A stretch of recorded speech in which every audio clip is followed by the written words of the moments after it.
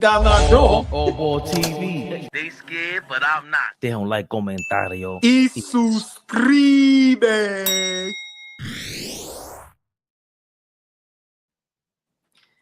Yeah. Couple of y'all in the building. Let's see who scrolls in. I don't know why the hell y'all ain't showing up. Why we don't have a laced up topic? That's why people put the clickbait topics and then you start complaining. Clickbait. Clickbait. I just saw what's his name, Beloved, on there. Yo, you clickbait. Shut up, bro. Everybody clickbaits, man. Everybody does it. Trying to bring the traffic in. The same people you get your info from clickbait. Word. Oh man. Disney clickbaits. Fuck they talking about. None of them up. These guys, listen, that's why I don't like Instagram, man. I see, he follows Flea. This guy follows this guy. I'm just like, you guys are clowns. Listen, man. Don't start me up, please. I should just put the phone down. 6 people? Where y'all at, man? Ajo-san. Nestor, what's that about? Time. Give him some time, man. It's 80 degrees outside, man. They outside, baby. I told you, I'm just coming from outside. You see me wiping my face. I was just outside, messing around with the rock. Yo, the Knicks got me in the park playing. The Knicks got me in the park playing. Some bullshit. You doing it for Tibbs? Doing it for Tibbs. Doing it for Tibbs, baby. You know. I want to let him know that I got some talent. Wherever he goes, just holler at Flea, man. He ain't gonna put you on the court. I'm not gonna check though. Right. I'm not gonna play. So we say on the block, Ajo-san. Ayo-san? What's that mean? Put me on. Ajo-san. Like, what up? Ayo, son. Oh. Right. Ayo, son. Oh, my bad. Oh, you tried to spin it. You I tried to see spin it on some Dominican shit. No, Ayo, son. Like, you see what he did? Right. OG? Nigga, fuck out of here. He tried to get cute. Hey, yo, son.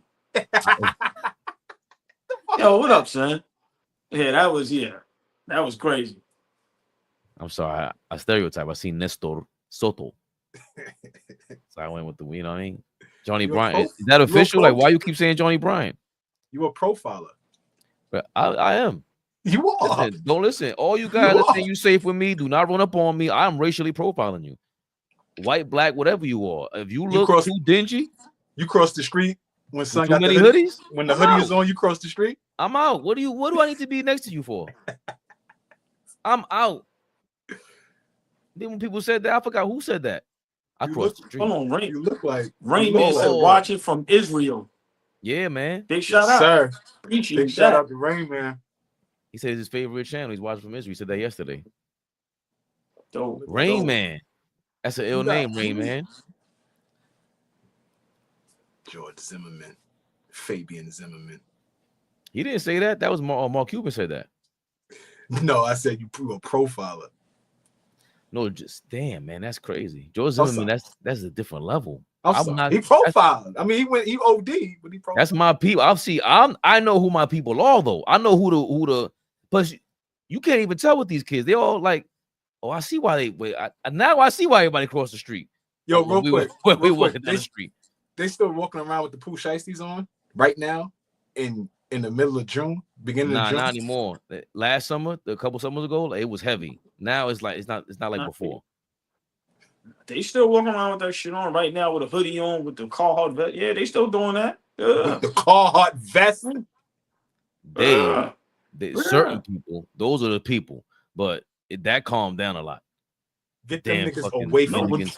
Get them niggas away from me. But you asking, like I said, 85-degree weather, Nike tech suit. Yeah, they still doing all that. Don't get it twisted. They still doing that. That shit is nasty. Get them niggas away from me. Yeah. What we got today, Fabian? What's up? Just waiting for more people to crack in. It's 40 people, 30. We got 32 in the building already, man. Come on, man.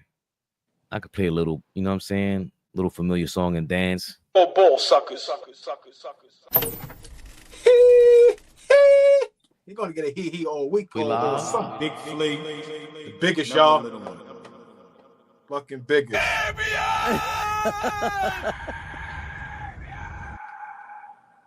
Damn, Pooh Shiesty was an epidemic. Man. Pooh Shiesty was an epidemic. I'm just saying. But think about how ill it is. How he don't even get no check for that. None.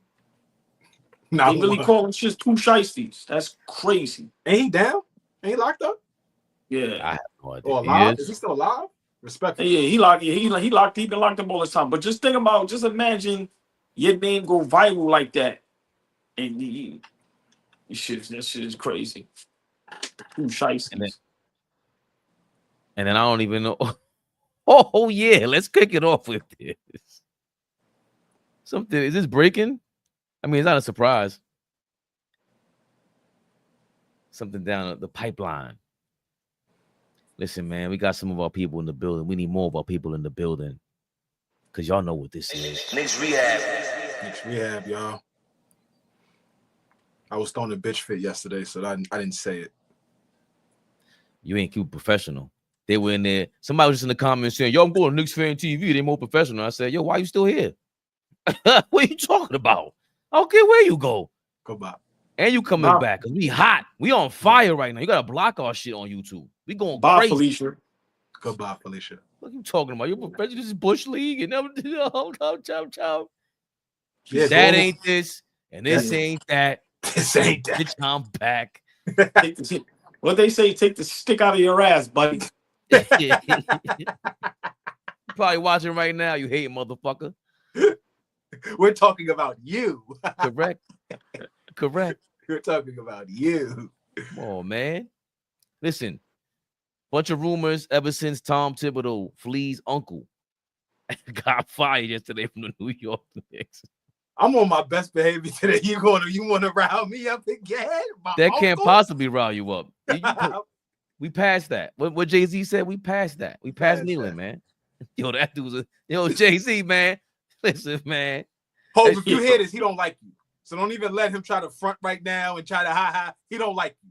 I respect you, dog. You say you were past kneeling. I said you don't like him. I don't care about respect. I don't like a lot of people. Hey. Tory B. The beautiful, the lovely, the extravagant. Tory B is in the building, y'all. I'm not going to lie.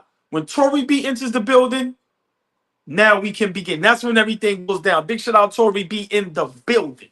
Energy changes. Like,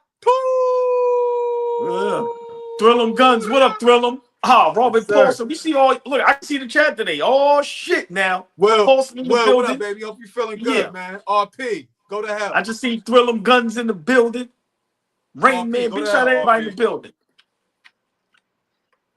Nigga said them other platforms you gotta watch some shits with glasses and a tuxedo on.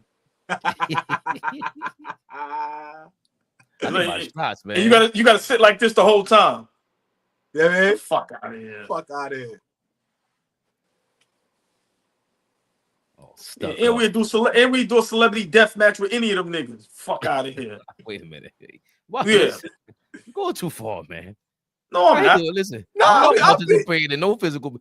I nominate Flea to represent AllBall TV. I'm not joining none of that shit. I ain't listen, man. You're fucking. You know, wrestle up. Put him on. Wrestle one of you, yeah. Fuck is you talking about? Yo, OG. Grappling and all that. OG, I'm gonna keep it real. If shit pop off and you start going like yeah, shit look different. Niggas start talking crazy. Niggas just get low like this. Yo, if shit pop off and you start going like this, come on. That's the white boy crazy. Come on. Nah, I'm running. You doing the fighting Irish dance? Put him on. Baby, if shit pops off and the nigga has his hands out like this, you go fight like Steve Urkel? Nah, I'm telling you, you get into that John Jones stance as a father. I ain't gonna lie, chat. I'm getting my ass kicked. I'm just gonna be honest. Oh my god, yo. I'm going home. Go home. Y'all leaving me. All right. What y'all doing over here? Oh, word? Hit that like button, y'all. Yes, it did. Hit that like button. On the way home, I'm like this. Yes, officer. Tell it. Fuck y'all. He got a backwards hat on. He got a black tee. It's a bunch of Negroes over there. Bunch on of Negroes. Yeah, they'll come there real fast. Where? They don't belong there. Oh man. So yeah, man. Yo, listen, they get ready. We turn it up in the cage match. Yeah. AllBall TV. What was it? It used to be Detroit versus everybody. AllBall TV versus everybody. Trying to tell you. Yo, on the low, I just gotta say this. On the low, Oh shit. the fact that y'all keep ignoring us, because it's blatantly ignoring, because they hitting y'all up. The fact y'all keep ignoring us says it all. It says it all. That's all I gotta say. Hold on. FGC hit me. He said, "What's your finishing move?" The Boston Crab, nigga. I'm not letting go. Yeah. Old school shit. Right. Yeah. Like The figure four leg lock. Yeah, shit that's tearing limbs and all that. Yeah. Oh shit. Or a little sweet chin music. But my leg can't get up that high. What's the shit? What was Bret Hart shit that didn't even look like it hurt? What was you just said it? Figure four, the Boston Crab. What was the shit? Sharpshooter? The sharpshooter. Right. That shit didn't even look like it hurt. You out your fucking mind. The Boston Crab and the sharpshooter will look. Listen. Say something about wrestling. Look at him. Watch your mouth. Yo, all them wrestling moves. Don't ever in your life. Listen, in your life. But before we go, that the guy that you leg lock? Fabian, Flea, that name you just said, Bret Hart. He's in my top 5 greatest wrestlers all time. Top 5? I gotta spin back for my No. Hold on, not Bret. Yeah, man, Bret the Hitman Hart. That's my guy. Okay. Is it in your top 5? Yeah. Hold on, before we get started, I'm very, very curious. Fabian, what does your top 5 look like? Oh man, listen, The Rock and Stone Cold's automatic. Well, The Rock is up there, top 5. HBK, Ric Flair. Okay. Don't play yourself. King Speed said if you don't do the sharpshooter right, it don't hurt. Hold on, Flea. Let's see him play himself. You better have him in there. I am a real American. I don't care how much you don't like him. Don't you? First of all, Hulk. Don't you ever Hulkamania? All right. So how you said you don't like him? This is no. Wait. Y'all see, this is the same thing with Jay-Z. I love Jay-Z. Y'all, his name should have been first. Y'all really no the fuck he should not. Hulk Hogan should never be the first name as best wrestler ever. Y'all are wildin'. Ric Flair, hold on. Fleet, you fucked up. Ric Flair was holding down the AWA before WCW, no TV, no nothing. Straight all talk. Look at him, OG. Look Straight at his all bag. talk, word of mouth, going down in the South. He was in all the #1 wrestling magazine, everything. Numero uno. Hulk Hogan needed the pay-per-views. He needed Vince McMahon. Ric Flair did it on his own. OG, look The what Four Horsemen. Look what he's doing. 4 NWO. They took his whole style. Ric Flair, hold on a second. Ric Flair influenced his whole era, along with Muhammad Ali. What you know about that? Look at him. He's in his bag. Y'all don't know nothing about that. My shoes cost more than your house. Ric Flair is a different level. And listen, he's making anybody look good. Hulk Hogan could not make anybody look good. Ric Flair could win the match and put you. No, leave him, Flea. He on his own. Leave him. Look at him. This brother has come and told us. Bret Hart could wrestle like Ric Flair. He's on the same level as and all that. But out on the ring mic, MCing, Bret Hart could never hold a candlestick. No, hold on. Shoes. No, now when it comes to that, I agree. But Hulk Hogan is the greatest wrestler of all time. When you talking about entertainment, when you talking about everything. Bugging. Okay. Bugging. Entertainment? This is how I'm telling you. Hulk Hogan got so played out that during the pay-per-view, Psycho Sid threw him out the ring. They booed him. They were cheering Hulk Hogan out of there. In the videotape, they replaced the cheers with boos because he was out of there. His whole style was played out. That's why Scott Hall changed the game as the bad guy, and he took that style from him. Oh, Razor Ramon. Yeah. Razor Ramon. My favorite wrestler all time because he was a fake Cuban. Yeah. I thought he was Cuban. My favorite all time, it's not even close for me, Stone Cold Steve Austin. I watched wrestling again because of Stone Cold Steve Austin. Yeah. So I'm gonna say this: nobody at their peak is Stone Cold. Nobody. What is Stone that Cold era? is the What do GOAT. we call that era again, Fabian? The what's the era called? The Attitude Era. The Attitude Era. That's my era of Bro, wrestling. That's when That was the step. That was the Listen. peak and the drop. That shit That's after when I that, fell in love John with it. Cena's garbage. he's trash. Yeah. Oh my God. I'm cool. Yeah. The Rock. Stone. Hold on. Go ahead. Hold on a second. You know how many times I've seen The Rock versus Hulk Hogan WrestleMania match? Yo, this is what I'm talking about with ringside all that shit. Yo, you think I'm lying for the kayfabe? Nah, I love when Yo, you get your dog. wrestling bag. That's why I'm Listen, laughing. I've I love seen when that you get your shit wrestling like bag. 5 times. I can't believe, like, because I'm gonna tell you something. Me and my brother one time. This is how I know that we're bugged out when it comes to sports. My aunt walked in on us watching pay-per-view one time. She's like, "Y'all really watching grown men in their underwear on my you know, we had the fake box and all that." Damn, auntie. Damn, auntie. She said, "Yo," and she's the funniest woman you ever meet in your life. She was like, "You really watch grown men in their underwear?" Like, I don't know about my nephews. And she walked out, and I thought about it like, that's how ill you are that you in your drawers wrestling, and we still watching this shit. The Rock, They said The Rock interviews all I'm thinking about is shut up, bitch. yo,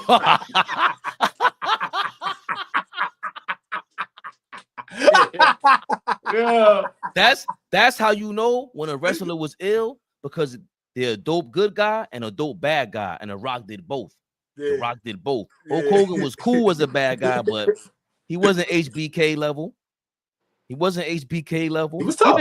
Even Bret Hart, when he became a bad guy, he just Let me couldn't know. take being the villain. But Bret Hart is a bad guy. I'm gonna just say this: when Hulk Hogan had on that black and white NWO and had the belt like a guitar, there, like, listen, I'm not arguing who's a better wrestler or better entertainer or better mic. I'm just saying when Hulk Hogan hit the scene, bro, it was like no other. That's all I'm saying. It was lit. It was lit. He's the Babe Ruth. He's you know, Jordan type, Dr. J. He changed wrestling. He did. That's all I'm saying. The blonde mullet with the George Jefferson was wild. Like the blonde mullet with the George Jeff. But before we go, just for me, just real quick, the two wrestlers that made me start watching it, Stone Cold is my favorite, but Randy Orton is one of my favorites too. I like Randy Orton. Really? I thought he was going to be one of them dudes. You know what happened, Flea? He didn't really follow through. But Randy Orton had the I couldn't potential. get with him. I'm not saying he's whack. I couldn't get. I was like kind of getting out of wrestling when he started to started to become popular. But that's one guy I thought would hold the baton. That's a good name, old boy. You impressed me with that one, man. Yo, I had to back in the day. I had to pick one. My mom was so against it at one point. I had to pick Raw or SmackDown. Like I couldn't do both in one week. It was either Monday it was real smoke in the crib, nigga. Or Thursday. It was like either one. You can't do both. You got to do one night. You can't do wrestling 2 nights in a row. I mean 2 nights a week. I said, damn, come on. Yeah, I can't front when that glass shattered. Oh yeah. Bro, the head stands up on your arm like, oh, this is crazy. Yeah, it was different. Bro, it was different. What him and Vince McMahon, what Stone Cold and Vince McMahon did with that beef, then with the kids, crazy, bro. You'll never see nothing like that ever. Yo, he went to the nigga. The nigga went to the hospital, bro. Beat the nigga. Niggas was insane and beat him in the hospital bed. But bringing it back full circle. That's when Bret Hart, he took it. He broke the fourth wall. And when he spit on Vince McMahon and he knocked him the fuck out in the backstage, that was the real deal. When we saw that, we were like, yo, hold up. This is real? There's no way, right? You're going too far. They was towing up, like the Attitude Era really told the line of like, yo, is this shit real or is this shit still scripted? Like they was towing that line. That shit was like, you must see TV. You had to watch that shit. Like you had to be locked in. Word. Bret Hart upped it, man. And the Knicks apparently, in the media, they upping it. Tom Thibodeau got fired, and more news just keeps coming out. Gents, ladies and gents in the comments. I don't know how long ago this was reported, but apparently multiple Knicks players have been unhappy with the presence of assistant coach Rick Brunson.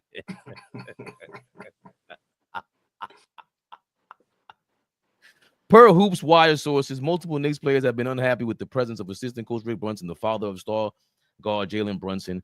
What that issue is exactly has not been determined, though sources suggested that Rick has had too big a say in things. Why? Why is he looking at the comment like that, man? Yeah, we ain't do nothing to you, Rick. Don't be mad at us. But in all seriousness, Lee, you were saying something off camera right before we went on. We had to jump on immediately because how many more names are gonna come out of this hat for the Knicks job? They're gonna pull out Phil Jackson next out of nowhere. They're gonna pull out Red Auerbach like, yo, you know who came out from his grave and said he wanted the Knicks job? Red Auerbach. Word. Oh boy, what are we thinking about this coaching carousel right now? Ime Udoka, Johnny Bryant, Knicks for clicks.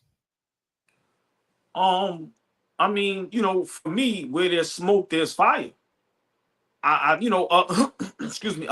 You know, we all know social media. You know, a lot of stuff is fake, but we have to be honest. Right now, the Knicks job is a hot, scorching job.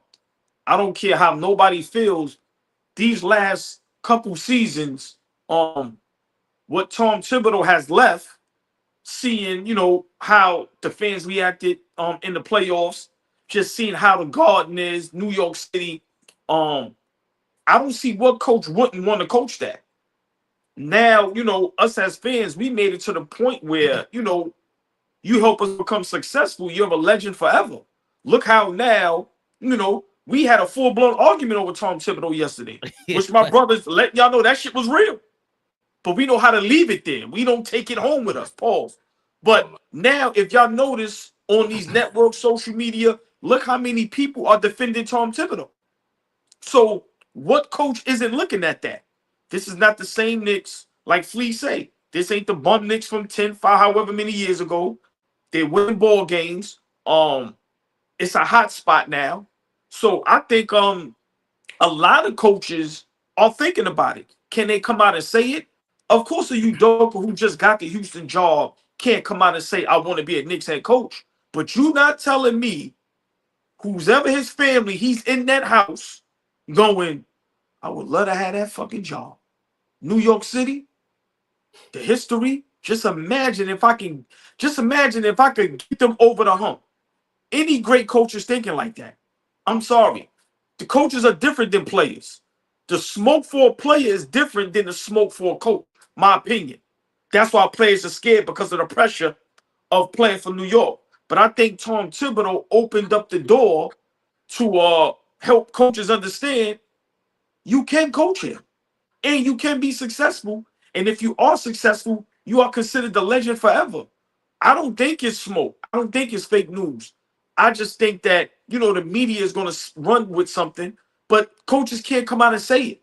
Coaches that have been fired can, but you're not telling me Jason Kidd right now, what was going on in Dallas with the Luka situation. Hopefully AD Kyrie can stay healthy. You can't tell me guys like that are not looking at the Knicks and going, I can coach the blue and orange. They have a team that's set now. Remember, this ain't the old Knicks where you coming in and the roster is terrible. So listen, I think a lot of this stuff is real. Now, do we love some of the names? No. Do we like some of the names? Maybe. But you know, my brother Flea said something yesterday. Remember, the plan in place. Guys are not knocking down the door. But I honestly think, Flea, that there are some coaches like a Spoelstra where he so Flea, really think about it, because I can't wait for you to cook on this. But really think about this.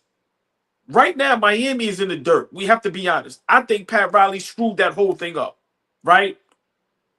You telling me Spo was not thinking about, because now coaches want teams that are already ready. Okay, y'all been to the conference finals. Maybe I could be the guy to get you over the hump.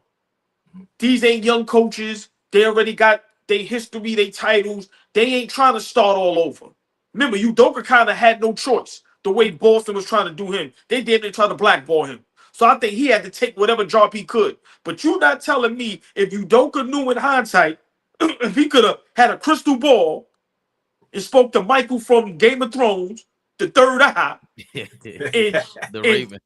Right, the Raven, and said, Tom Thibodeau will be fired and the Knicks coaching job will be vacant. You're not telling me he would have said no to Houston and waited for that. So I think this job right now, you have some veteran coaches that are great coaches, that are championship coaches, that I know for a fact in the back of their mind, they are going, how the hell can I get over there without jamming myself up? So a la Eric Spoelstra, I don't want to do Miami dirty as much as they done for me. I want to leave on a great note, but how can I do that? Of course, with Pat Riley, the smoke with New York, that's going to be tough. But I honestly feel guys like Spo, Udoka, even Steve Kerr. Listen, y'all, the Golden State era is over. We have to be honest about that. The situation with the roster, Kuminga, Steph Curry's on his last leg. Jimmy Butler's only had signed a 2-year deal. He ain't staying there. Draymond Green is on his way out. Steve Kerr doesn't want to deal with rebuilding. These guys, so I think us going to the Eastern Conference Finals and seeing how we lost, where we was right there, I think one of these great coaches is saying in the back of their mind, yo, I can go over there and get them over the hump and make that difference.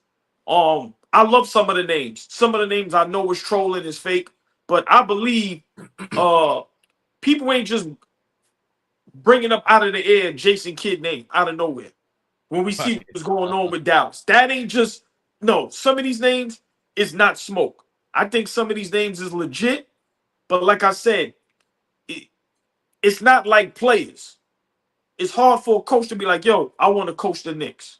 No, but I think right now, you know, Tom Thibodeau made this job sexy. As much as, you know, we may not like him, gotta respect him. You know, he did get us here, but I think Tom Thibodeau made it to where, yo, man, it ain't as hard as everybody making it out to be. As the coach, remember, people are defending Tom Thibodeau. He ain't getting no real smoke, but from probably me and Fabian. I watch Stephen A. Smith now go back with everybody, Kendrick Perkins, everybody. So, Flea, I think coaches look at that as well as players. You know, like, oh, nah, the people treat the coaches okay. The fan base ain't turned on them. The media didn't turn on them. They actually defended him. I think we are a ready-made team that great coaches are looking for, and we that 1-2 pieces away, and it ain't big pieces away, pause. It's probably another ball handler and a legit guy coming off the bench that's about between 6'6" and 6'8". Those are two things it's nothing but that in the league. So if you can get a coach that could come in and have the connections and bring 1 or 2 of those pieces right along with him, I think it's legit, y'all. I think a lot of these names is legit. It's just that people don't want to believe it because it's the Knicks. People just automatically think we still shit. We were just in the Eastern Conference Finals, 2 games from being in the finals. Flea, the floor is yours. Yeah, Flea. Darlene Big. What up, baby? The beautiful, the lovely, the extravagant Darlene Bryant is in the building. We have our ladies in the building, y'all. Please speak to them. Be respectful. And if I forgot y'all last night, I apologize. It was a heated moment. So big shout out to y'all last night, and then we shout y'all out again tonight. Flea, what do you feel about this high profile coaching carousel? Because I think AllBall's point right now that I never even thought of was, damn, look how Mike Malone had a worse exit over there with his squad. He ain't get this kind of love. Tibbs got a eulogy every minute of the hour of the day, like he died or something, because it's a New York thing. How do you feel about all these names though popping up for this New York gig? After you said ain't nobody lining up to come over here to New York City. My turn? I believe I'm talking to you. My turn? You. Yes. Nah, man, you know, Knicks Rehab, AllBall TV would not be what it is if I came on here and agreed with shit my OG had to say. This would not be what it is if I came on here and agreed with anything this nigga just said for the last 10 minutes. No, I don't. You gonna show your face, or you gonna go back to hiding? I don't agree with shit he's saying right now. Oh, hold on, Flea. Before you finish, I just want the chat to know. Me and Flea was going through that on IG Live as well, so it ain't fake. 3-4 years ago, we used to go through that in the comments, but it was always respect and love. So me and Flea never agreed. So just to let y'all know, what y'all see is legit. Ain't no scripts. We ain't trolling. Nah. It ain't none of that shit. So I just want them to understand that this has been what we've been doing for years. Thank you, OG. Please, I'm sorry. Just 5 seconds. Yep. See Buckets. Don't you ever in your life mention Bill Goldberg with any top wrestler ever. That fake run that he had. You better go watch all the interviews of all the wrestlers that confirmed everything I thought about that fake bozo of a wrestler. He's a bodybuilder, former football player. You didn't get the job done. You ain't no Stone Cold. I'm sorry, Flea. He triggered me. The spear was kind of dope. Just saying. Just saying. Just saying. All right, man. You know you my guy. You know I know you love that shit, man. Listen, man. I feel like they playing in our face right now, man. I gotta turn the TV off because shit is pissing me off. They having all these names come out that I just don't feel like are legitimate names, right? I love what OG is saying just about ready-made team. You know you're not coming into a situation where you're gonna struggle to get wins, right? This is a team that is a 50-win team. This is a perennial playoff team. This is a solid roster to deal with. You're not going to have to build this roster up to figure out how to make the playoffs. So from that perspective, yeah, that's an interesting way to look at this team. I just look at how much pressure it is to play in New York City, you know, walking through the door, what the expectations are as just a regular coach. Like, remember the expectation we had for like Woodson and D'Antoni and all these different guys when we were dog shit, right? But now imagine walking into New York City, potentially being the head coach, and we just came off an Eastern Conference Finals run. So it's not like we coming in and we coming off 17 wins and you're going to get an opportunity to figure out your way through the first season. Nah, you come through the door, baby. You come through the door. This is like Larry Brown taking over for Carlisle. And people forget that. People forget when that happened. Just a quick tidbit, a person behind that was William Wesley. William Wesley is here right now. But just wanted to throw that out. I was trying to throw that in there first. Where you get that from? Bill Simmons? Nah. Wait, where did I get that from? Not Bill. It doesn't matter. You got it from us. We created that source. I don't know, but I was looking at something. I was reading something. But I forgot. That's our newer connect. They put us on to that. Right, but I forgot that, you know, Worldwide West was, you know, a part of that, even part of that whole 04 Pistons run. Like a lot of stuff that went on over there, he was over there in the mix. So we have him in our mix right now. You know, we winning games. We got to nail this, fellas. And that's where the ranting and raving and all the passion came from yesterday, is when it boils down to it, we got to nail this. In my opinion, we created a situation that wasn't necessary, right? I didn't think it was necessary to fire him right now, but we created noise that we got to step to now. Ain't no, next year comes around and whatever coach we hire, ain't no walking into this shit and being like, you know, we'll see what happens with the Knicks. Nah, y'all fired the coach that helped y'all get successful, and y'all bringing in a new guy who y'all feel, because that's all I'm saying, fellas. That's all I'm saying. Next level. My dad, I almost cursed out my dad because I saw him buying into we need somebody to take us to the next level. I said, Big Flea, you buying into this bullshit? I left him alone. I ain't called him. But I'm just saying that if we are going to find somebody to take us to the next level, like, we got to nail this pick, y'all. We got to nail this choice. It cannot be that was a mistake. Nah, they nailed it with Larry Brown. They nailed it with Nick Nurse. They nailed it with Steve Kerr. You got to nail this shit. It got to be like, bow. It can't be a little, like, you got to slam this shit. He has to walk through the door and demand the respect and attention from the players, demand the respect and attention from the fan base, because it's a little different being a Knick coach. This ain't like coaching the Houston Rockets, Udoka. You come over here, you're gonna have to ingratiate yourself into the fan base. These niggas out here in Houston don't give a fuck about Ime. Not one bit. They don't care. He becomes a coach for the Knicks. Show and prove. We don't care what you did prior. So that's just the concern for me. And I'm speaking out of two sides of my mouth. I'm gonna let you go, Fabian. And with all that being said, right, I still feel like we need an experienced guy, and we're gonna have to poach him from another team.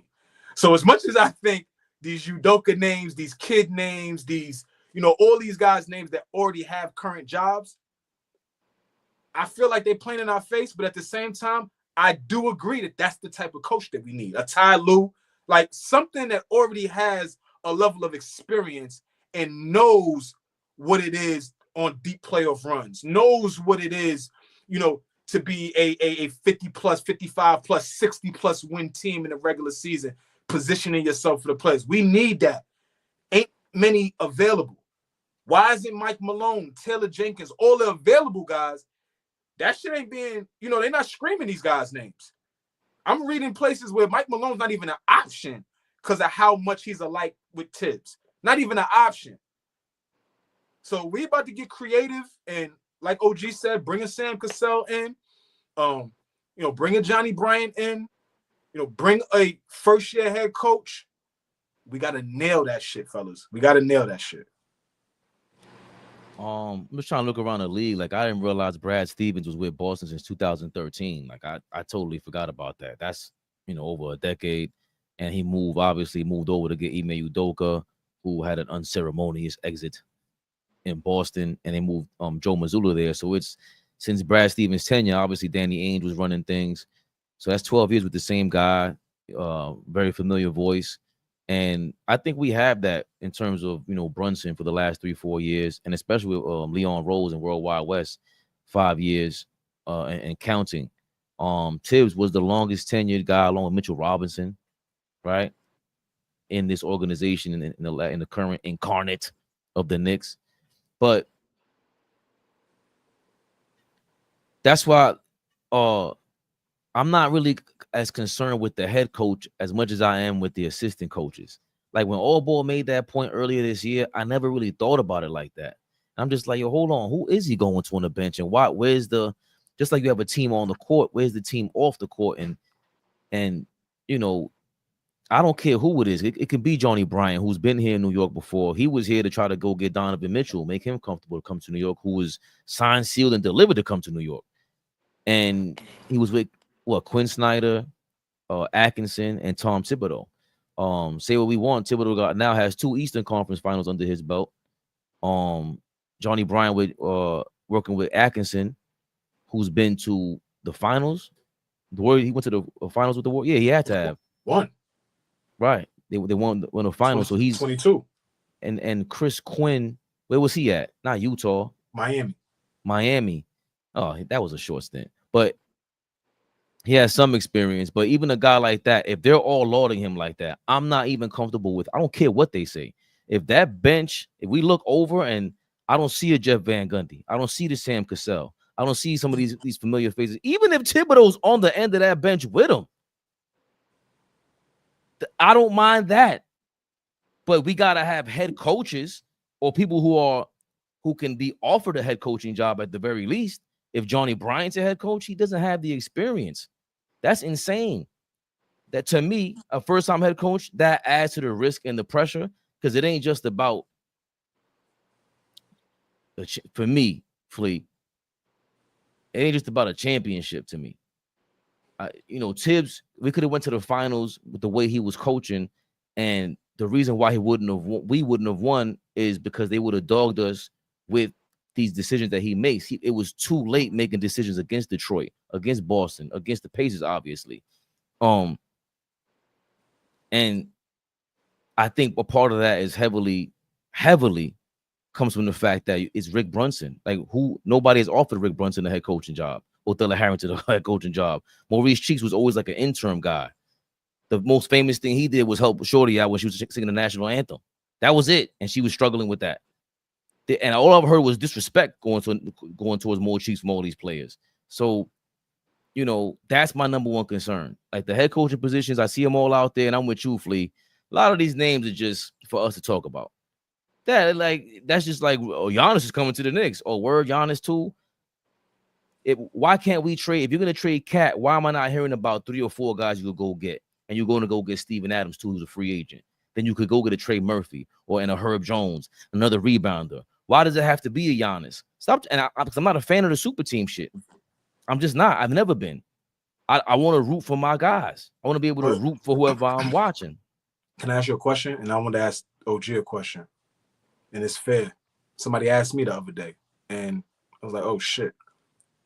Over the last 10 years, 5 years, majority of the time, every championship team has at least a top 5 player on their team. A top 5 player in the league on their team. If you go back and look at every team that has won a championship over the last 5 years, 8 years, 10 years, the guy is at least a top 5 player in the league. We don't have that. So we could bring in any coach. We could, argue all day long about Tibbs, do what we do.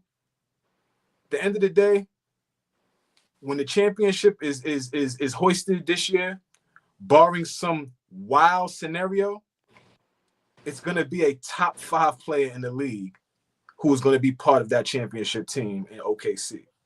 I don't want to argue about it, but I want to hear 5 sure shot, like for you, 5 names with Tatum, Joker, Giannis, SGA, and who's the 5th guy? At the time of them winning. Right. So even right now, right. So you're going with Tatum, Joker, and Giannis, okay. SGA, and who's the 5th guy for you? Curry. Curry won one in the last 5 years, right? Yeah. Yes. Right. But I'm saying in the last right. 10 years, at the time that they won, in 22, Steph Curry was still a top 10 player in the league. Right. Right. In 19, when Toronto won, Kawhi Leonard was a top 5 player in the league at that time. Yeah. But so this is my pushback on that. You're gonna say I'm putting semantics and all that because I heard you yesterday with the semantics. That was slick of you, Fleet. But I don't think Tatum is necessarily a top 5 guy without the right team. He's not a top 5 guy to me. Same thing for who do we say Tatum? Like when you said Steph Curry. When what's homeboy the 2 guard that went down? Clay? No. 2 guard that went down this year. They got knocked out. Who? Yeah, not Melvin. I forgot the 2 guard's name, but he was their defender. And when he went down, they had to go get Jimmy Butler. Anthony Melton. Yes. You always remember that. You think that, bro? Okay. Look at. I'm asking. I'm not saying you're wrong. Look at but it plays into. Look at the Warriors before and after Melton. They had to go get Jimmy Butler. So all I'm saying is, yeah, Steph Curry's, but when he has the right team, he's top 5 today because he was top 5, no argument 7 years ago, 5 years ago. He's top. You can't argue about Steph Curry, but today, 36 years old, yeah, today LeBron ain't top 5. Right. Luka, another guy. You need the rim runner, you need a defender, you need another teammate. So all these other guys, to me, unless you a top 3 dude, it's all up in the air for me. Because Jason Tatum won, but that was a super team. They had some luck, but that was a super duper defense. They could go 94 feet. And I think we have I gotta give AllBall props. I did not believe we could win the chip until we were in a series with Boston. And it was like, oh shit, hold on. This looks like something. You got 2 guys in the top 10, top 15. That's another thing, Flea. Forget about just having a top 5 guy. We got 2 in the top 15 we working with. That's cool. I did not see us beating OKC. I'm gonna just be honest with you. Yes, yeah, but no, referring to your point about if you have a great coach, if you have a Spoelstra, if we have the genius guy, and then you got 2 guys. You don't necessarily need it because we don't have a top 5 guy. I'm working with what I got. So we got to go the top 2 out of 15. I think we could pull that off. I don't think we're that far off, AllBall. But I get where Flea is coming from, right? Because you also have to look at it like this. Look at the league today and look how much talent, you have to have just to be able to get to the finals. Now, it's not. Look at the team SGA has around him. Look at some of these teams that's constructed even with a top 3, top 5 player. You still have to have everything in place. So what Flea is saying is 100% correct. you're not going to cut it with two top 15 players, and then everybody else is not even top 30, top 40. And a mediocre head coach. If we Right, talk, right, if we're talking about it, right. right. And if we talking in literal sense, and this is no, Right. this is no shot at OG and our guys. We just speaking, and then with a bad bench. You have to really understand, like, look at when Milwaukee won with Giannis. Look at that team. They had Drew Holiday. They had Chris Middleton playing out his mind. So even being a top 3, top 5 player in the league, you still have to have all the talent in the world to compete for a championship. That's how difficult it is now. Look at Boston. They have been reconstructing that roster every year just to stay relevant, no matter how great Tatum and Brown is. You got to go get a Porzingis, a Drew Holiday, a Derek White. Like, so I totally agree that, you know, and I said this before the season started, the only way we were going to be successful is if you mimic that 05 Detroit Pistons team with you know, the Rasheed Wallace and them guys. Yeah. And if you ain't got the defenders, and if you ain't got a coach like that, you ain't going to win. And that's what hurt us. So, Fabian, I get what you're saying, to just go get Giannis and that's it. No, but we have to ask the question, who would you rather have on your basketball team at this point, Cat or Giannis? That's how I'm looking at it. Now, if we got to give up Cat with OG and something else, no. But if we talking about one-on-one, you, I mean, I'm gonna be honest. We are right there. We right there. We right there, and we cannot. I'm gonna say this again, and Fabian, I'll let you cook. We had a taste of success, fellas, for almost 3 seasons. We have a budding. Some people don't think he's a superstar. Some people think he's a budding superstar. I think he's a superstar. We have a superstar. We have a decent supporting cast. Yeah, the bench has to get better, but we are right there. When you have a taste for success, like Hov said, you had caviar, bro, I'm not going back to Sloppy Joe's. We can't go back to Sloppy Joe. That's how I feel. So I think we're right there. Is Giannis the answer? I don't know. But if you asking me straight up, who would I rather have, Cat or Giannis? I'd rather have Giannis. I'm sorry. Yeah, but that's like I don't think any basketball fan is gonna take Cat over Giannis. You just can't. Like, Giannis is a competitive every minute of the day. And, you know, but forget about rooting for the team. It's just the fact that what Flea said is true already. The Pacers were in the conference finals last year, and they took another step and went to the finals. OKC skipped that conference final step. So they kind of got that against them, and nobody's really saying that. They don't have the veteran coach. They don't have the championship coach. The Pacers do. And they've been building their way to this spot. So they have that advantage working for them that nobody's really mentioning right now. But that being said, that's also part of the reason why just to trade Cat for Giannis straight up is like, nah, unless you're trying to combine them, because we already have a little nucleus here. The fact that everybody's, you know, shitting on Cat, we'll get to that in a second, you know, or whatever. Like, I don't even think everybody is. I don't think any real Knicks fan is really shitting on Cat anymore. You know, I was the biggest critic, and I'm like, yo, I can't be mad at him at all. He showed up. So that guy going through those experiences just to get rid of him again, just, I don't care who it is, just to get rid of them, to me, it takes away from what you have to rebuild. You have to cut yourself open again and rebuild it. We did that last summer already with Julius Randle to rebuild a new core. It's like, no, how do we make this better? Because remember, when we had Julius Randle, I'm like, yo, we a step away. I just don't know what we're missing. I know that Randle and Barrett don't mix. And once we got OG, it was like, when Flea said it was lightning in the bottle, it's like, oh shit, we got so much talent 1 through 8. This is insane. It's balanced. So we were missing balance. How do we balance this team out? By adding to it. I don't really want to lose Cat because I'm already rooting for him. And I don't want to be all sentimental, but it's also the fact that they're sentimental. They're building with him. They could go back and be like, yo, didn't we talk about this last year? And curse him out with no problem. That stuff, I don't know if Giannis is willing to get cursed out. I don't know if Giannis is going to be a diva. I don't know how he is. I know how Cat is. I don't know. But Flea, real quick, and I'll let you cook. And I've said this numerous times. To me, that's the problem with Knicks fans. That's our problem. And that's why it's going to continue for us, is that's what's going to continue to be difficult for us to win titles or for us to even get a title. Falling in love with No, guys. right? No, seriously. You telling me right now, if it came up, Milwaukee will take Cat for Giannis, we gonna say no because why? No, Giannis I'm is not the saying better that. player. Right, I'm not saying that, but the possibility of that we know is not happening. It's just this. It's No, not no, no, no. possible. I understand, but I'm just saying, let's just if we just put it in our fairy tale world, people will still, we as Knicks fans always find a reason to not want to upgrade because we fall in love with our guys. That's just the honest truth. But I don't see anyone that would disagree with that, because that's just that's an upgrade You from just both did. sides. No, You I just did if it meant ripping away. You're not trading Cat for Giannis straight up. You're gonna have to trade Cat for Giannis, and it's gonna be a new team. You're gonna get rid of some players. They're not just taking on. They're not just gonna take Cat. That's what I'm saying. Like I don't see that happening. If you're telling me just straight up for Cat and Giannis, it's like, damn, all right, we got to do it. That's an upgrade.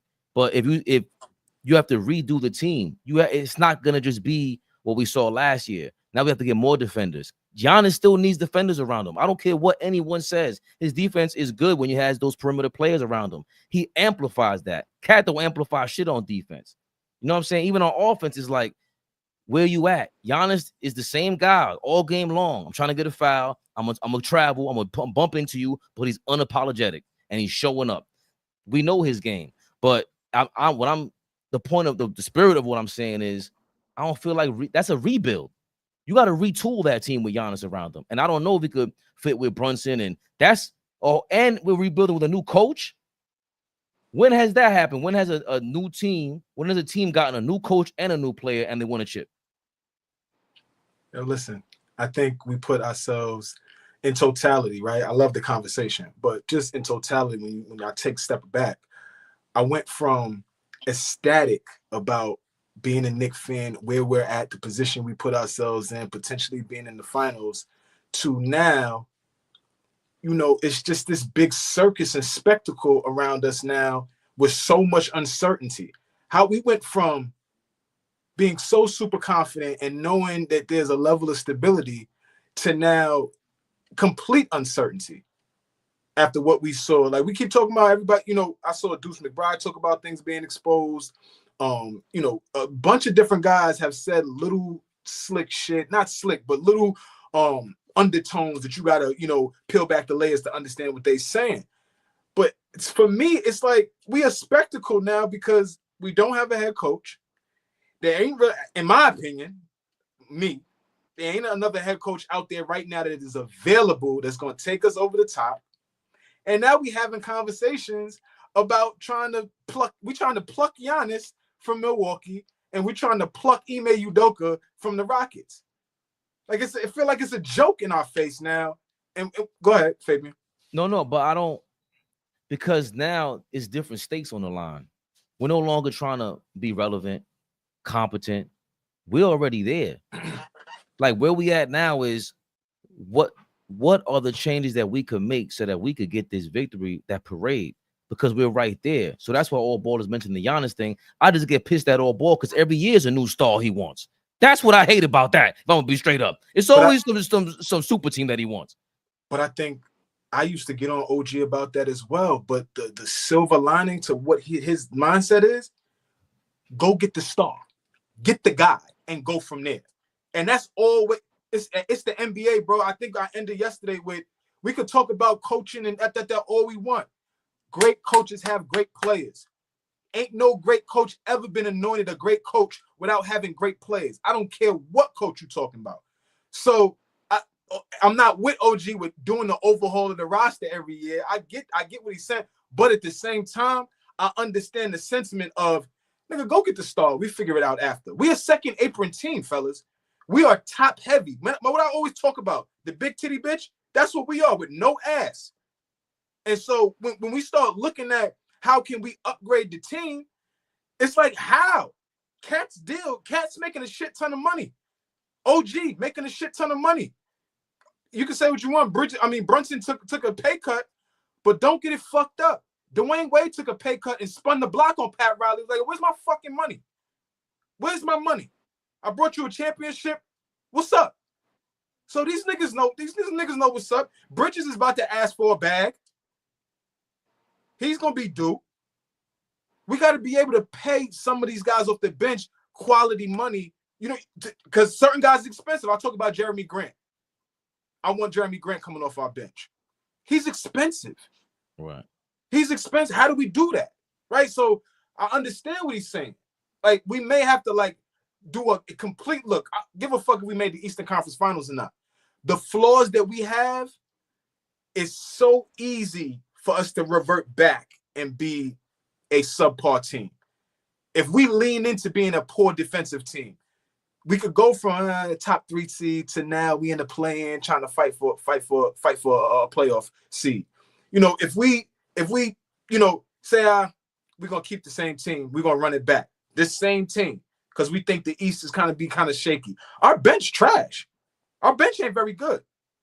We have to upgrade that. But our salary, the way shit is set up right now, it makes us hard to invest in the bench and really get a guy that like we could pay $15 to $20 million to come off the bench. A $15 to $20 million guy off the bench, that means he may be 15 to 18, 20 a night, right? That type of guy. The Malik Monks that you're talking about, Fabian, the guys that are gonna go on to 25 to 30 minutes a night. I don't know if we're even in a position to go get one of them guys. So that's why, yeah, the Giannis conversation, I'll entertain it, because how are we going to bolster the bench? What are we going to do? Got to get creative. Listen, both great points. You know, just my thing, you know, the way the league is today, you have to have the talent.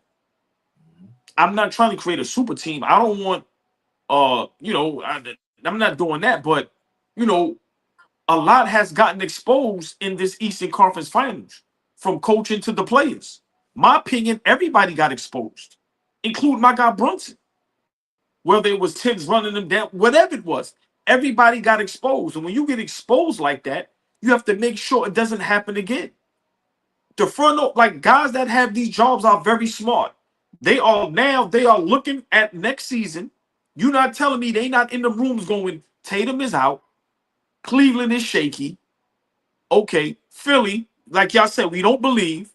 What's standing in our way next season? Indiana again? That's my whole thing. What can we do to be right back here, to be in position to get back to the finals?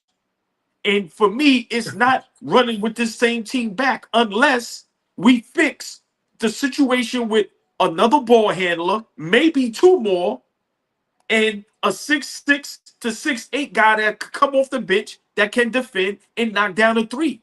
If we could do that, then we don't have to make no moves. But we cannot run the same roster back because we got exposed too badly in this Eastern Conference Finals. And once again, Indiana's still going to be right there.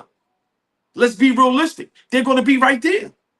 OG. Yeah, but that's why I disagree. Go ahead, Flea. No, I was just going to remind you guys that, like you said, we pull up next year and we're going to have Indiana to face. And I just wanted to remind y'all, Larry Johnson hit that 4-point play, right? Y'all remember that shot? Legendary shot, 99. Yes. 99 Eastern Conference Finals. I know exactly where I was at. That was the last time we beat the Pacers in a playoff series. That was the last time we beat the Pacers in a playoff series. That's terrible. That's terrible. We owe them. So if I want to see them next year. Now I want to see them again for a 3rd year in a row. They've bumped us the last 2 years with 2 different teams. Listen, Fabian, before you cook, for me, what we did this season, and like I said, I'm going to repeat it again. Looking at next season, there should be nobody standing in our way. Tatum most likely will be out the whole season. God willing, that young man gets healthy and gets back on the floor as quick as possible. Because like I always say on AllBall TV, we never wish that on nobody. But Tatum is out. Cleveland is shaky. Once again, who is standing in our way? Giannis is not happy. Dame Lillard, that thing ain't working. So Milwaukee ain't a threat. What is standing in our way next season from us going to the finals and being the best team in the East? To me, that's the question. And I think that's what the front office is looking at. Like, yo, we have another opportunity that we cannot blow because we blew it this year. And it can't happen again for another season, especially with how the dominoes are falling. I don't think we're that far off from the talent because I once thought that. I once thought we were a step away. So I think a lot of it was the coaching. And if we had a better coach or just made some maneuvers, then we would have beat the Pacers, and we will be worried about, yo, how do we beat OKC? Like, that's really what it is. How do you beat, who's the best team in the league besides OKC right now? Just thinking about it. OKC's the one that came to mind. People were just shitting on them. You know, Gilbert said, yo, they have zero chance of making the finals. It's like, really? The whole league is way younger now. Just because they're the youngest team. I get the whole young thing, but now the league is young. They're young. They made it to the finals, and just team-wise, they got 8-9 guys. That's what I'm more concerned about. How do you shore up the end of the bench? Because that was the first thing me and Flea thought in the summertime. Campaign. He was Philly's 8th, 9th man off the bench, and he only got in the game off desperation. He got thrown in there off of in game 3 or something like that in Philly. And he threw in there, what's his name? Nick Nurse threw him in there to mix things up. So he was our backup up until game 3 of the Eastern Conference Finals, by the way. That's a problem. So going back to what you're saying, AllBall, the ball handlers making their job easier, thinking of a way to make Brunson go up court, push up court. Because another thing with the Pacers, we didn't play defense in transition, and that same shit was happening against Miami. Like, that's simple basketball shit in my mind. The offensive rebound that we were giving up, a lot of the defensive rebounds we started giving up, and then in transition, they were just straight up throwing the ball down court football passes, and then the full court press. They set a full court press on us, Flea, and they were throwing full court passes to the other side of the court. All that shit sounds like 11th grade basketball. Easy money. So those things can be fixed by coaching, and you still do have to have the right personnel. I don't think DeLon Wright would do that, but it's easy to upgrade DeLon Wright. That's the words I'm trying to find.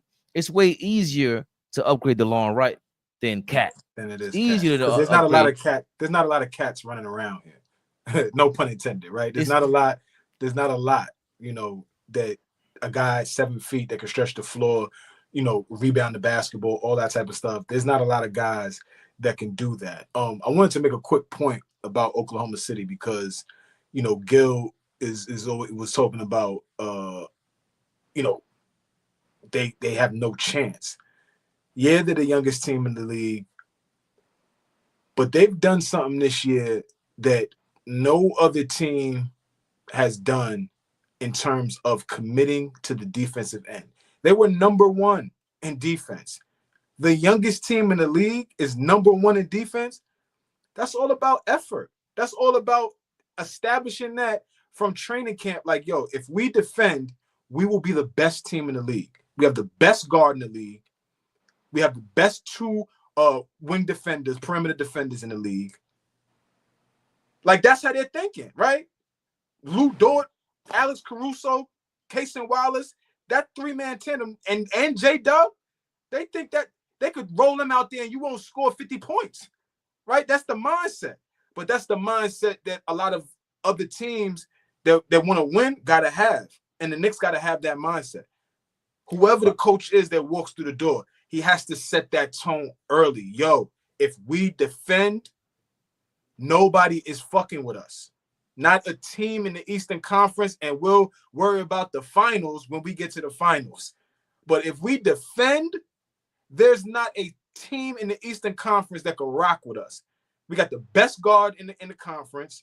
We got the best big in the conference. Like, that's how they should be thinking. Obviously, we know Embiid is phenomenal when healthy. But that's the mindset that we should be having and talking like. OG Anunoby, can't nobody score on you. Like that, we got to lay that foundation. Whoever the coach is. So, and that's a big reason why OKC was favored, I think, from the word go, right? Since the season started, everybody was like, yeah, OKC is going, this is a foregone conclusion, whoever they play. So think about it. What they did is what we need to do, and is what we're talking about up here. They added 2 pieces that they needed desperately. They added Hartenstein and they added Caruso. So I'm saying for us, okay, we keep the team as constructed, I'm fine. But we have to add the pieces that we need. We need another ball handler and we need another defender. You cannot have a team where you may go 8, 9 guys deep and only 2 of them can defend in OG and Mitch. Nobody else can defend. As much as we thought Mikal Bridges could defend, he got his ass kicked. Hold on, OG. Fabian, real quick, could you look up what OKC's assistant coach, their coaching staff looks like? Who's next to Dag? I didn't want to cut you off, OG. Keep going. That's but I all want you, if you could look that up. I just wanted to see who's next to Dagnall. I know one of them is Okunyu or something like that. That's the guy I was talking about before, and one of them was the third longest. Dave Bylis, assistant coaches. Mike Wilkes, Eric Maynor. Oh, Maynor. Yeah, Maynor, who used to play for them. David Akinyuye. That's the guy I was thinking of before. And Chip England. Some Mike Wilkes already. And Dave Bliss. But I think one of these guys was coaching the G League and they came up. And I don't think it was Maynor. It might have been either Grant Gibbs or Wilkes. So Chip Engle is like the shooting doctor, right? I don't know if y'all familiar. He used to work. He used to work for the Spurs. Changed up a lot of guys' shots. Most notably, one of the biggest shots he changed up was Kawhi Leonard's. When Kawhi came in the league, couldn't shoot a lick. England was with the Spurs. Spent all that time with him. Obviously, now Kawhi is one of the most deadliest mid-range shooters in the league. They say him, Phil Handy, a lot of them other guys, skilled guys, Johnny Bryant, all of these guys, skill development guys, are trying to get jobs. And I understand it, right? But I just don't feel like the Knicks are not in a position to have a guy like that walk through the door and be patient. That's the word. Be patient. But Flea, now that we're at this point, you got to go after guys like that aggressively. Listen, man, sometimes in life, you got to put the money somewhere else to be successful.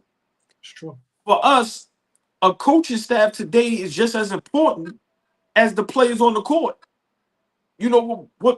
Imagine having great players, but you can't put them in position to be successful. We need someone that can come in and change that whole dynamic because we're right there. Imagine if someone can tell Brunson, do this, do that, do this. Cat, this is how you do this. This is how you do that.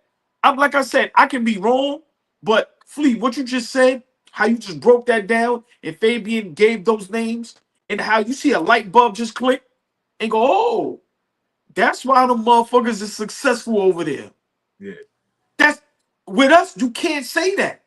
How many organizations I understand what you're saying. Yeah. How many organizations have been successful from San Antonio? Just the successful organizations from top to bottom, they were great. From, like you said, the ball boy to those little things. We got to step it up. We have to. But you confusing me and Tory B reading my mind. I'm so confused at this take all ball. I was screaming championship all season with this group, and now this group, which all thought should have won against Indy, but Tibbs fumbled. Now today, this. Like, that's what I'm saying. So today, what? Today, it sounds like you're saying that we didn't have a chance to win. Like, it's not on Tibbs. No. Once again, I said we got exposed. As much as we want to blame Tibbs, we all watched the series. Everybody got exposed. Everybody. It came to a point where Cat couldn't defend me, and I'm 5'8". That's how bad it was. Our roster is flawed. Like, come on, look. Our roster is flawed. No. Hold on, Fabian. Honest, man. Hold on. Big shout out to Tory B. Love of the death. Hold on. I don't know what y'all are confused about. I've been consistent all season. I said we have the talent, but it has to be coached right. Have y'all ever heard me say that also? How many times have I said that? Right. This squad has to be coached right. We wasn't coached right. Okay, that got exposed. But what also got exposed was playing against Indiana for some reason. Mikal Bridges can't guard nobody. OG can't stop Siakam. And those guards figured out a way to slow down Jalen Brunson, where in game 6, he looked discombobulated. We need more ball handlers, and we need a legit guy coming off the bench. As much as we love Deuce, you can't come off the bench and average 6 points. That don't cut it. See, but that's why I disagree again. And it goes back to what you said about getting Giannis. That's my thing with that. Yes, I'd rather go after the sneaky trade. We don't have a Josh Giddey to trade. Maybe we do with a Josh Hart, where they flip Josh Giddey for Caruso, right? Then they sign Isaiah Hartenstein, who happened to be a free agent. Maybe that's Steven Adams. Don't know. But I'd rather fill those holes up than go after a Giannis, because that to me is way more of a risk, and you adding way more pressure, and it's going to get y'all going bananas. I don't need more pressure for a championship, which to me, we agree, yo, we right there. We don't need another to upgrade one of our stars already. You tried that last year with Randall. I was wrong about it, so I'll accept. You could win with Brunson and Cat. You know what? You could have put more pressure now. Pressure is pressure. It's not. Hold on. It's not what about. What are you talking about? We got enough. We got nah. You're creating unnecessary pressure. Don't do that, Fabian. That's you create. Come on, I said. I've been consistent. Y'all want stars. Now all of a sudden we're gonna go get stars, and that leads to a championship. That's all I'm saying. I'm saying you go after. This roster was flawed from day one. That what? This roster was flawed. I wasn't on no championship. Like, are we gonna win a championship? Not Flea. Cool. Now let's shift to the guy in the middle. Right now, he's always been consistent. He's always been consistent with that. How is that? See, now this is the bullshit. You can't say that you want another star and that we could have won a chip with this roster. We need another star. You watch the playoffs. You can't say that Tibbs messed it up, but we need another star to win a chip and get to the next level. Fabian, no, hold on. Guys could easily win with the right coaching. We gotta upgrade the roster. Hold on. Y'all not upgrade. Wait. The roster is 12, 15 guys. One man on the roster and replacing him, that's not necessarily an upgrade either. Now, hold on. One thing y'all know me. You ain't going to sit up here and lie me in this chat. Have you not also heard me say, if we keep this roster as constructed, I have no problem as long as we add another ball handler and another guy that can come off the bench that's between 6'6" and 6'8". Okay, have you not never heard me say that? You said that. Now, say the other thing you said, which is we got to trade Cap for Giannis. Those are two different kind of statements. No. Slow down. So are you telling me that if you had an opportunity to trade for Giannis for Cat, you wouldn't do that? We agree, yes. We would do it. So where am I wrong at? You're wrong because you're saying now that we can't win all of a sudden. That's what you just said. But why? How is that? I think that's unfair to say he's wrong. He assessed 82 games, then the playoffs. In the Eastern Conference Finals, a deep playoff run, and now we're assessing what we look like. And we got rid of the coach. That was a move. I'm looking at the roster. I think our roster is flawed. It's a flawed roster. It is not it is not a championship level roster. Okay. So for him to just bring up the fact that if that is an option to do that, man for man, I don't even think, why would that even be something that we turn our nose up against? No, that's fine. You can say that's a championship roster all you want to, but now let's stay stuck on the current roster, which you've been saying all year, if it's coached right, is a championship team. You can't then go against that. That's what you're going against now, in my opinion. That's what I'm seeing now. If it wasn't for the coaching, to me, I understand what you're saying. I understand what you're saying. But I really understand what both of you guys are saying. Listen, either we could have won a championship because of the coaching or not.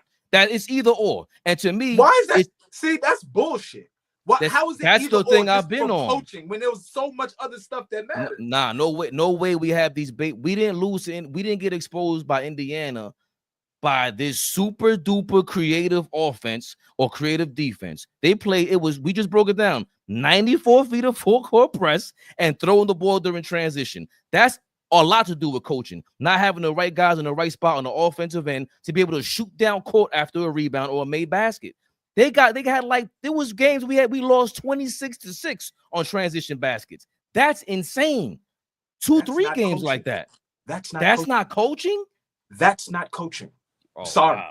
The coach can't tell your ass to get up and down the court, get back. That's not, and that's the piece for me. I don't want to revert back to it, but that is the piece for me when y'all talk about coaching. I understand what the expectation y'all have from coaches, but please start having a level of expectation for these fucking players that are playing at the highest level in the world. If a coach got to tell you to get back and not let somebody leak out, you don't need to be playing on this level.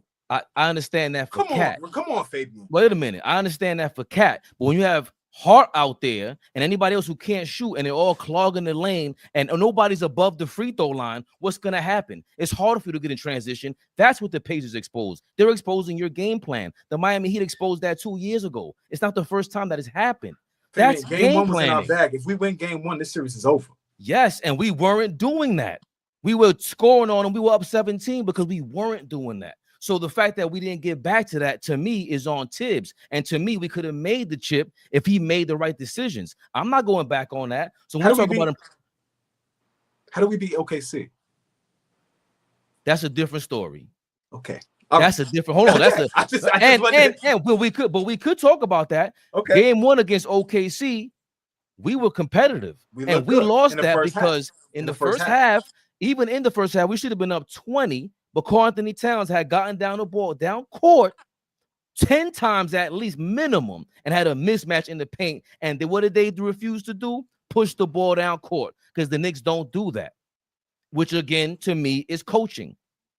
And you could have improved the roster to have the guys that look up and get Brunson off the ball. But you don't need Giannis to do that. That's my thing. Just like you said about OKC. Yeah, you got the right mindset from the coach, but you still got Caruso. That ain't no slouch. This is this is the elite genius type of dudes. Yes. So you can look for those guys without necessarily going after Giannis, because we ain't even talking about Chet Holmgren. That's really the guy that got them back-to-back #1 seeds also. But Fabian, OG, we talking about a guy that drafted Kevin Durant, that drafted Russell Westbrook, that drafted James Harden. Like, we talking about a guy that drafted 3 MVPs, is a whiz at assessing talent. He's certified. So when he went and traded Josh Giddey, who everybody thought was this universe, like this alien of a point guard, because he's 6'8", 6'9", and could do everything, right? Get him out of here. I'm gonna bring SGA in here. He can handle the rock, but I need a stopper. Let me go get Caruso. Let me go get Isaiah Hart. Let me sign. Well, only reason I'm bringing that up is because this dude, for close to 20 years, has proven he knows how to construct rosters and be championship level. Leon Rose hasn't proved that, and I think now, since the coach has been removed, that we thought was holding us back a tad bit, now it's on a lot of other guys to show and prove. Leon Rose, you got to get busy this summer.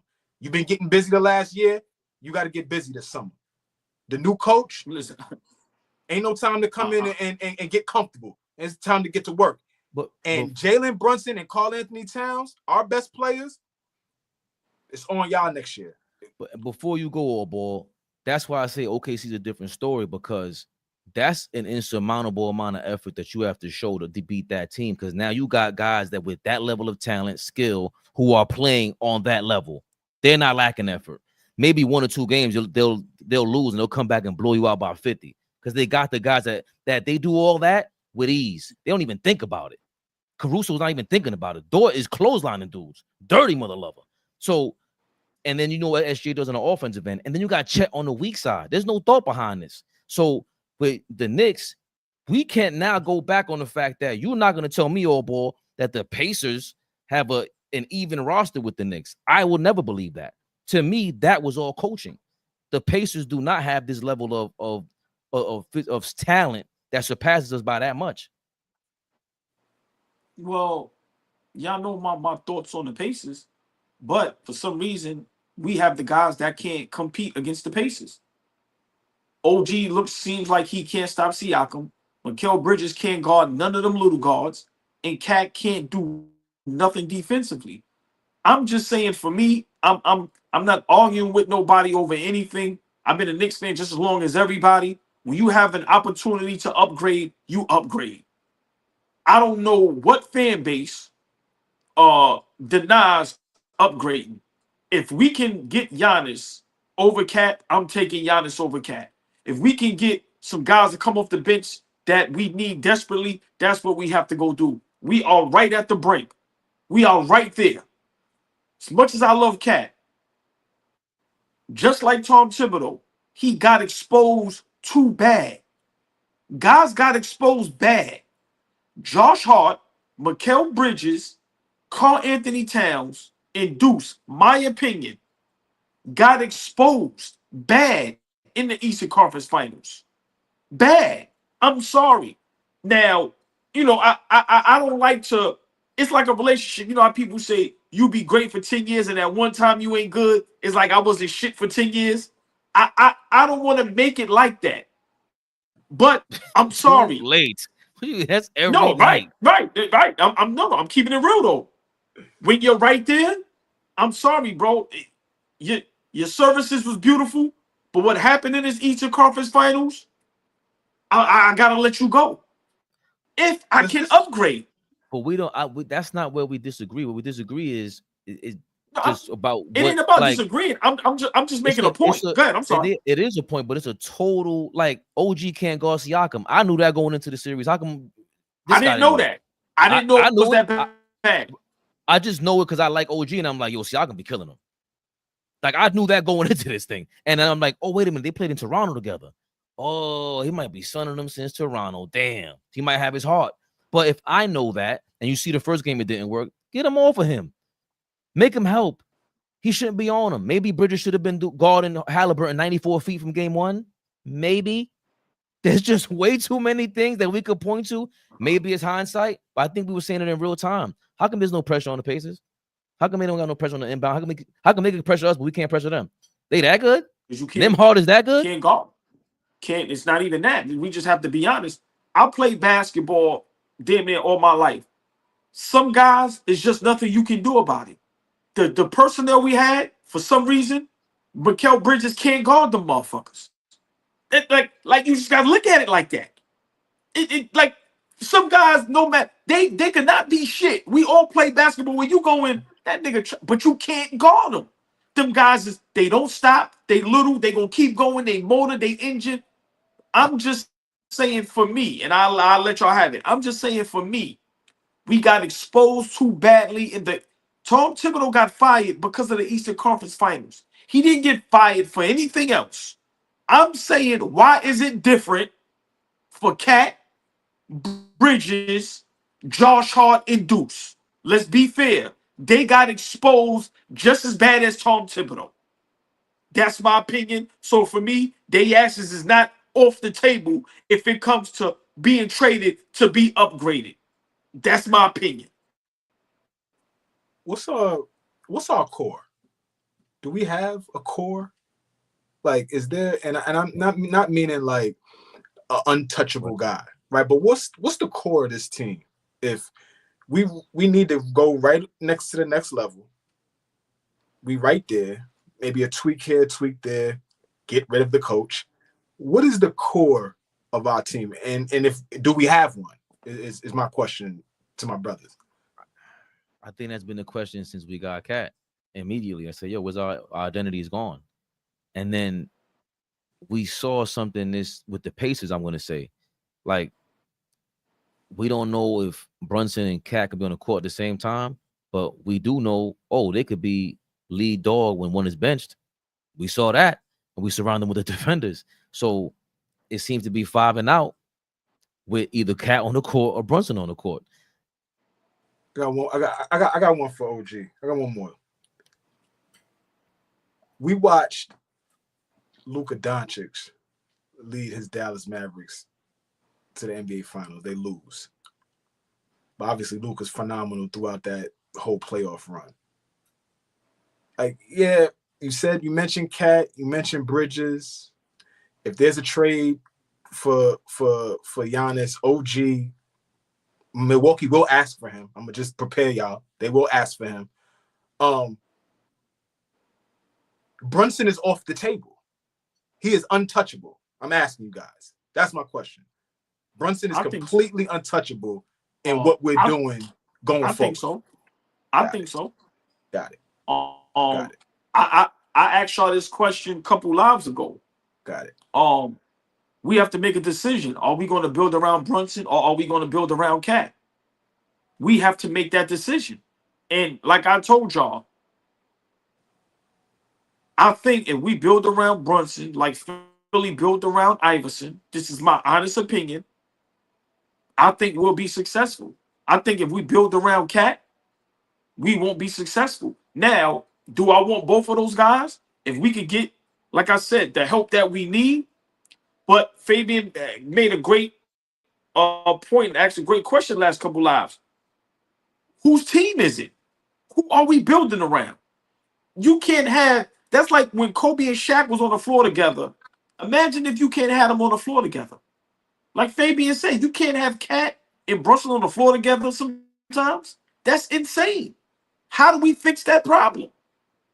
If that's a problem, we ain't never winning the championship. If your two best players can't be on the floor together and can't figure it out and get it together, that's a problem that nobody is discussing. Yeah, but we've seen it. We've seen the Mavericks go to the finals, like Flea said. We've seen them go to the Western Conference Finals with Brunson and Luka, and neither one of them played defense. And they had rim runners, they had defenders. Dorian Finney-Smith was over there. They had a lot of guys.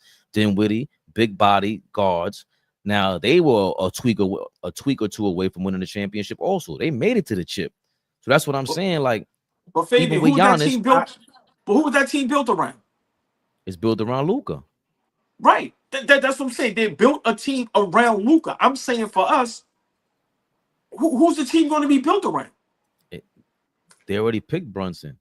Like, because to me, Brunson is the face of the organization. So at some point, if you get Giannis, he's no longer the best player on the team. And that's going to be the guy you build around. So, and that's really my point that I couldn't even get to.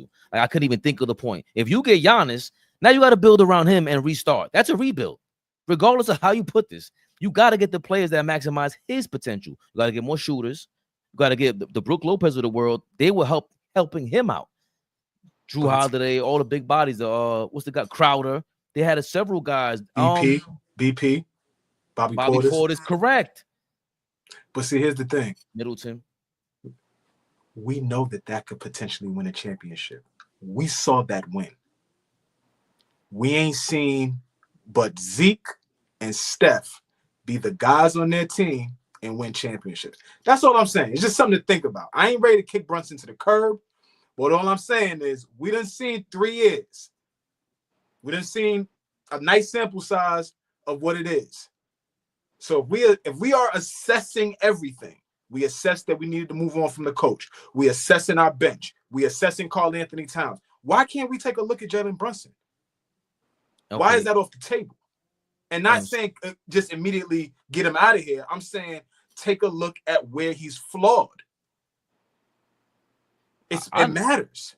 Yeah, but I need you to go further. Don't ask me the question. You bringing up a hot topic right now. That's asking people. Yeah, you ain't asking me. I'm asking you because now you're going big dog status. Now we going. You trying to trade Jalen Brunson? I'm saying if there's something else out there that puts us in a position to win a championship, then you take a look at it. But I don't think Jalen Brunson should be off the table because he's on a Gilbert Arenas run. He's on an Isaiah Thomas from the Boston Celtics run. This 3 years. This 3 years.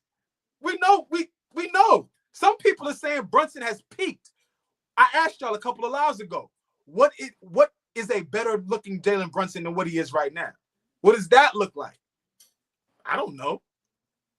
So I'm just saying. I'm just asking. No, we got to look at everything. Brunson can't. Brunson can't be an exception. That's a great question, and my answer to that is, you know, people say Tom Thibodeau created this culture, but I think the moment Brunson stepped in, he created the culture, and to me, that's why he's untouchable. Now, you know, if you talking trading Brunson for the Joker or a SGA, then I get it, right? I get it, right? But what Brunson has brought to the Knicks, to the city, for me, I seen what Philly did with Allen Iverson. No, hold on. I seen what Philly did with Allen Iverson. Now, did they win the title? No. Right. But I seen what Brunson did last season when it seemed like the team's built around him. it was successful. It was just injuries.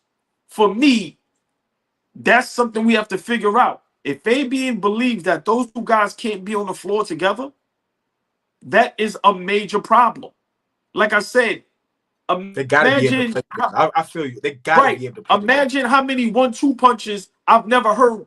Imagine Braun and Wade couldn't be on the floor together. Mike and Scotty, Kareem and Magic. Imagine going, yo, that shit don't gel. Certain times, I've never heard of that. So when Fabian brought that up, that was legendary. That is a major problem. What are we going to do about that? What are we going to do about that? But Brunson is untouchable. Fabian, fix your face. I don't know what Fabian looking for. Fix your face. You know what I'm looking for? I can't believe. Listen, you've been flip flopping all night. This guy over here, I don't know how he set you up tonight. That was crazy. All you little Flea fans, the little Flea fanatics, the Flea Hive in the comments. The Flea Hive. You heard him yesterday going crazy over some old man who made $30 million on his way out. He was going bananas talking about culture this, culture that. And now he just posed the question. Brunson, and I like answer. Brunson is untouchable, nigga. I'm about to shut your mic off. Now you pose the question. He had a panic attack about firing Tom Thibodeau. But it's okay to pose the question. Is Jalen Brunson untouchable? Oh, we here now. We here now. Yeah. Fuck out of here, Fabian. We're here now. Correct. We're here now. So I'm gonna assess everything. Correct. I'm gonna take a look at everything. Correct. Where's the other players that come to New York seamlessly like Brunson did? That took this with pride. And then on top of that, answered the bell. Cat came through. Yeah. Randall came through. Took you a while. Melo. Yeah. Okay. Cool.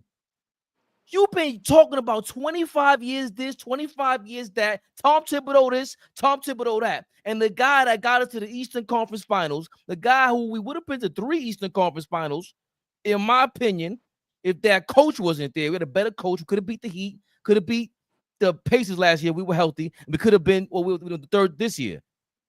Jalen Brunson, at this point with New York City, is totally untouchable. We found out the mark of the city. This is big business. Forget about just basketball. He's leading headlines, all that. The number 3 jersey sales, whatever he's doing. And he's embodying the team. They all salute him. As soon as he walked through that door, Randall was like this. Cat like this. If Giannis walked through that door, I bet you money. Giannis like this. They salute that guy. They saluting that guy. With all that being said, the first play of Game 6, Rick Carlisle is headhunting his little ass. Listen. We could talk. It's cool. It's cool. Everything you said is valid. I ain't pushing back on nothing that you said. But like we always forget to talk about is that the best players on championship level teams give a fuck about playing defense. They care. They care. And if you're gonna excuse him because he's a little guard, I can't get with that. You got to. We praised Jalen Brunson for Game 5. That was on how good he was defensively. What was that, Game 5? Yeah. When we won, guys shot 21% while he was the main defender. If he's capable of doing it, put those nights together. There's far too many nights where we looking at him like, yo, you a liability on the defensive end. Well, y'all can say whatever y'all want about him. He's great. I'm not saying he should be moved. What I'm saying is if this is the immediate aftermath of a great season, the best season, I don't think there's guys that are just we can't look at it. We got to look at everything. That's not my argument. My argument is you having this anxiety attack over Tom Thibodeau not shaking things up. What do you think? Easier to replace Tom Thibodeau than it's easier to replace Jalen Brunson. Correct. I agree with that. So when you say no, that, I said that wrong. Excuse me. It's easier to replace Jalen Brunson than it is to replace Tom Thibodeau. Excuse me. And now you dead wrong. Excuse me. We're talking about a top 6 MVP candidate back-to-back years. Back-to-back seasons. It is easier to replace a undersized 6'1" guard that is a high usage guy that could put it in the basket than it is to find a head coach to lead us to the promised land. It's easy to find that.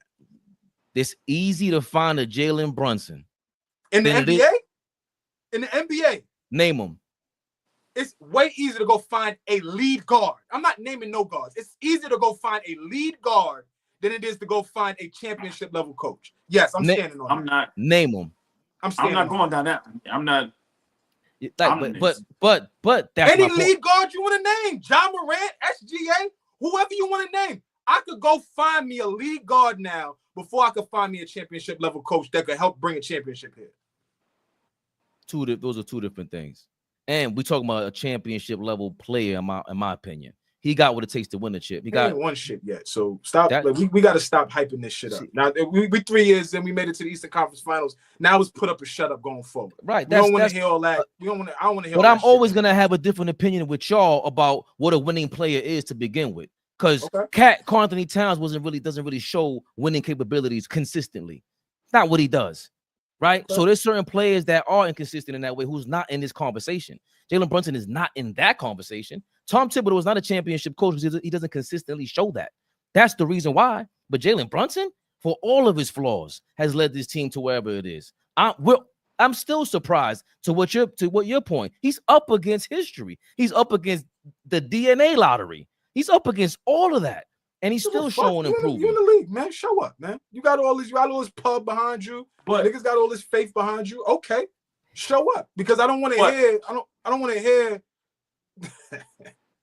I don't want to hear. Sorry, yeah, that flea. What they call you, the flea committee? The flea committee? Yeah, they silent today. They quiet today. That's but you know what? When you bring up defense, right? I think of a play in Steph Curry, right?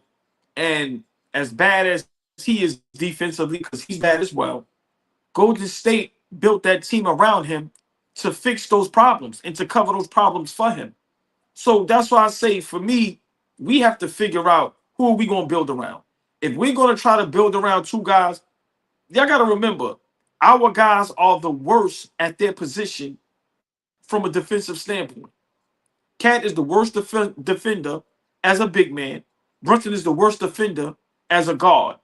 So are we going to get some guys to help to cover that, to defend? Now, this is a point that nobody brought up yet.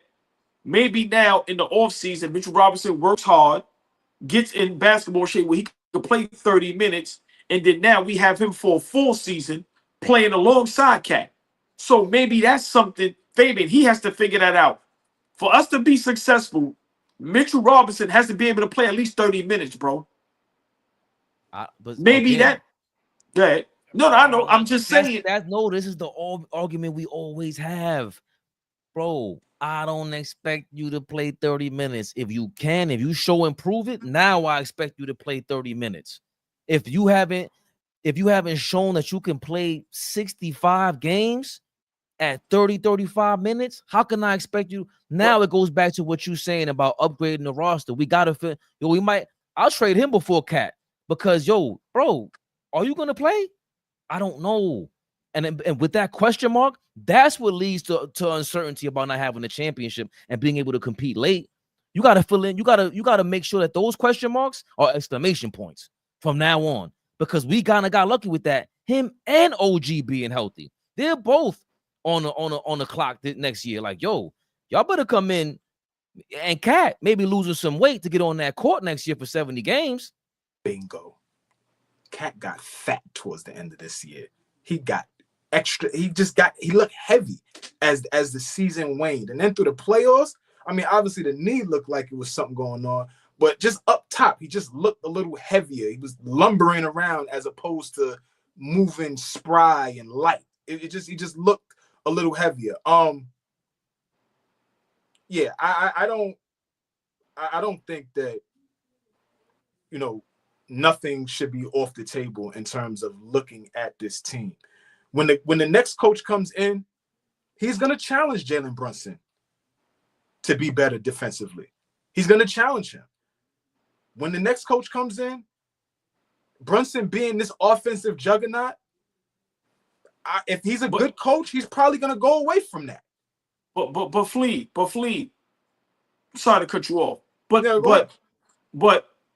as whoever the coach is going to be, as you challenge Brunson defensively, which I have no problem, challenge the offense to make sure they knock down some fucking shots.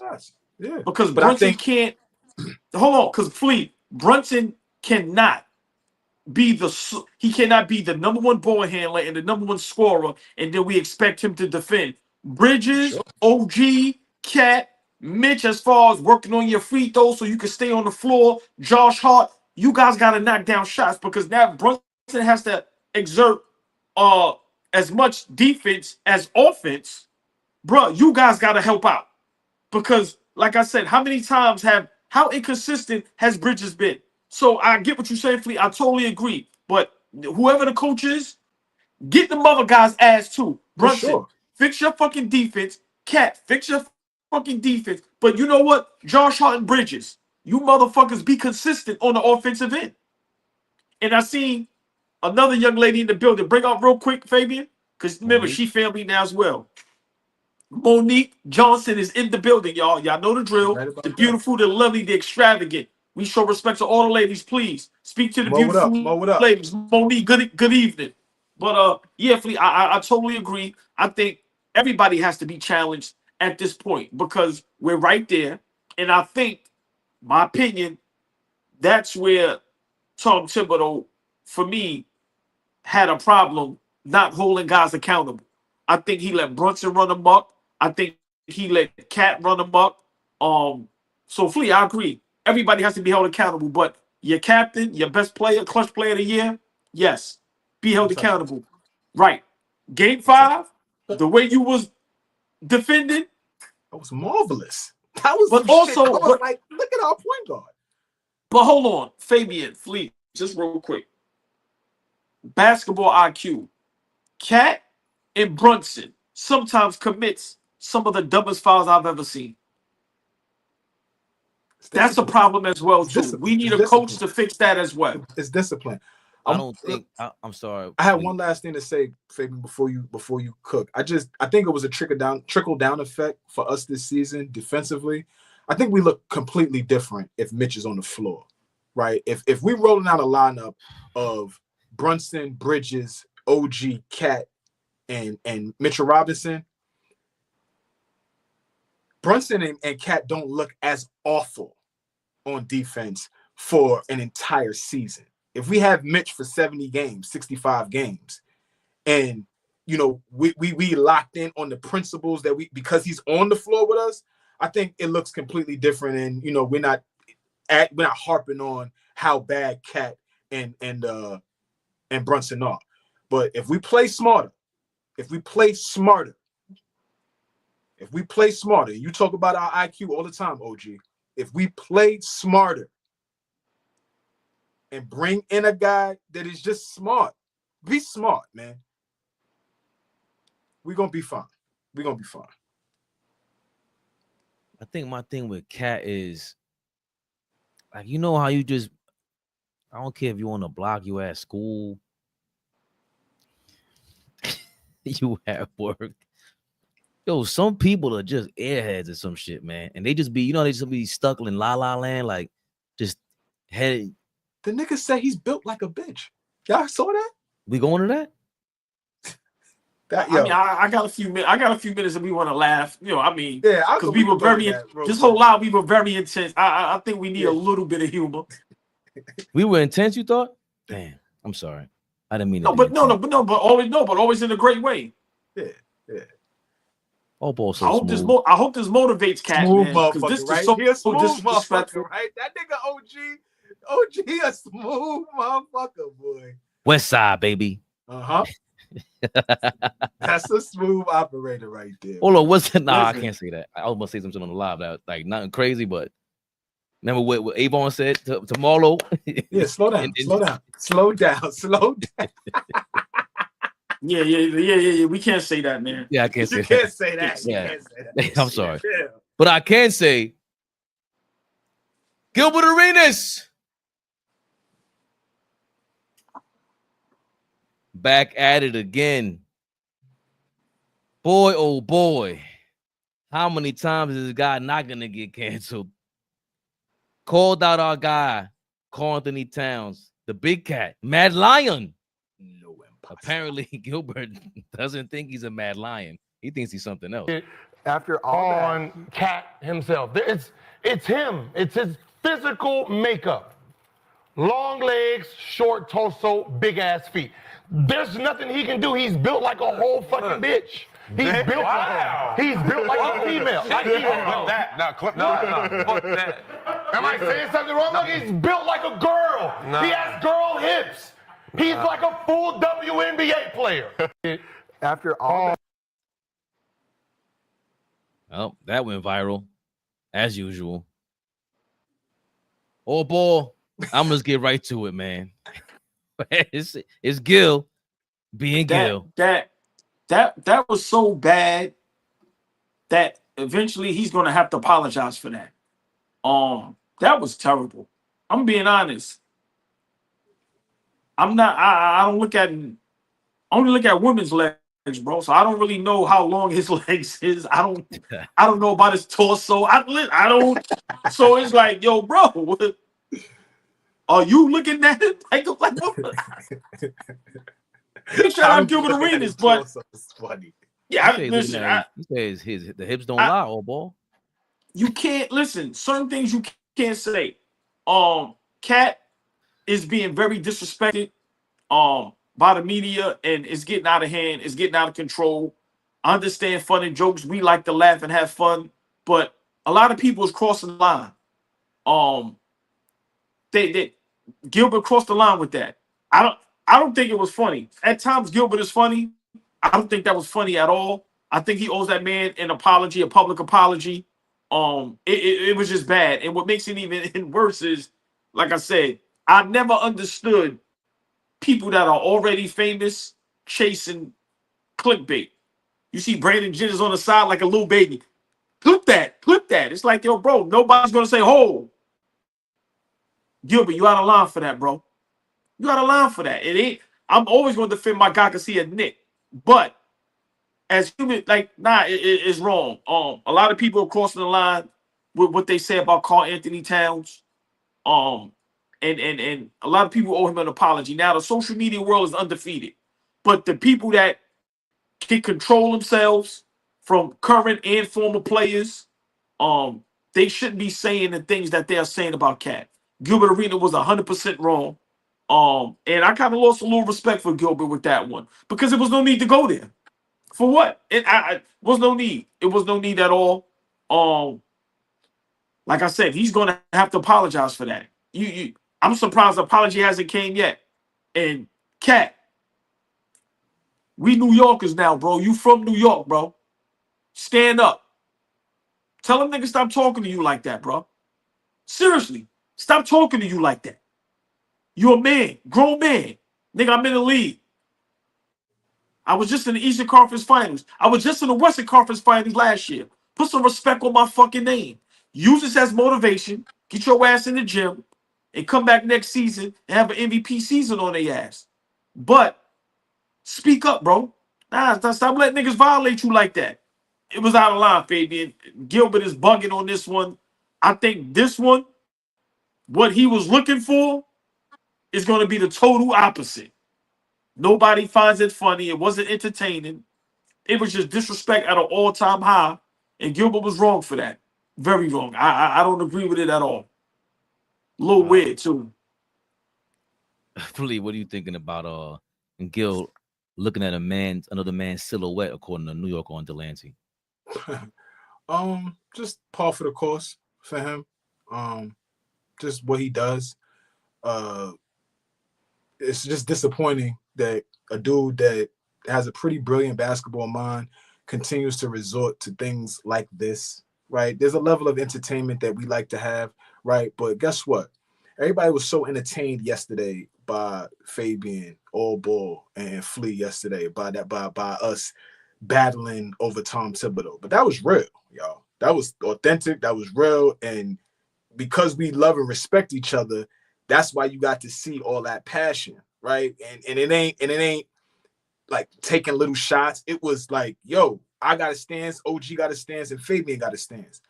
I just feel like these guys get on here and they looking to be more funny than, again, like I always say, teaching. Be teachable. Like, you can have fun on the show, but this nigga is a part of a fraternity that you were a part of. Only 5,000 have been a part of this thing.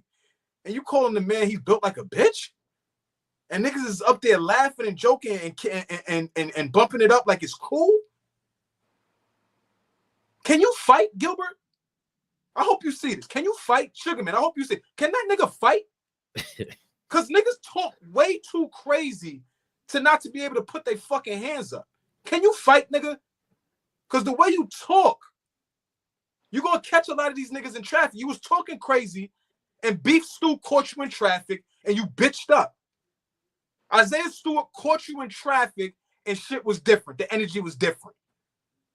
Stop playing with niggas, because when niggas pull up, and when niggas see you in passing, you a first take nigga now. You trying to be in these spaces. So you're going to have to come outside. You can't sit in your fucking basement in your studio and record with your gophers. Bit Brandon Jennings, Rashad McCants, goofy ass Kenya Moore, all them niggas. You can't sit in your basement and record all night long. When you want to start touching the people, you're going to have to come outside, nigga, and be around the niggas that you talking about. Can you fight? Fuck be wrong with these niggas. They niggas want to talk too fly and too funny. And then, like I said, Javaris should have made an example out of you. You wouldn't be talking the way you talking if the nigga really made an example out of you when it should have happened. He should have upped it on you. Sick of that nigga, man. Nigga Flea say, nah, I ain't gonna lie. They say he should have upped it on you. You're a maniac. He should have. He should have. He went out there and killed Shorty. No, up it Talk on about, yo, cut his mic. Cut Fleet mic off, man. Nigga say he should have upped it on him. Cut his mic off, bro. What? We could have kept it an update. You two don't understand update yet. They haven't updated their They haven't updated that. what they call that? Whatever their jargon or whatever. No, the Ebonics. They haven't updated the Ebonics. Okay. Well, my fault. My fault. Listen, right. my You fault. could have left. No, Nah, he for real, doubled though, down. Oh boy, he doubled down and went crazy. Like, come on, man. He went with Shorty. It's crazy. It's crazy, man. It's getting out of hand. Right? It's getting out of hand. We have fun up here, but we ain't trying to disrespect nobody's manhood. We having fun. We critique players. It's love, but nigga built like a. I'm built like a bitch. Step to me like I'm a bitch. Then, nigga. I'm gonna be honest. When another man says another man's and they say torso, you lost me right there, bro. Now, you lost me with that. Yo, listen, I've never heard nobody use torso ever in my life. Listen what I'm trying to tell you, Fabian. I've never heard no one say torso. Unless you're working in forensics or something. You the police.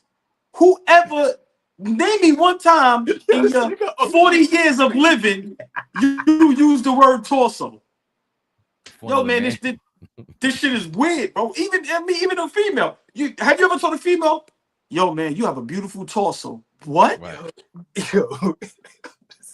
Yo, man, this shit is weird, bro. Yo.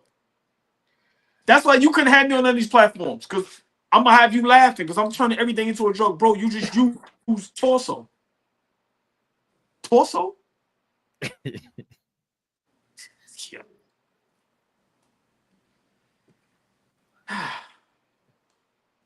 I just want I've been waiting on that new media.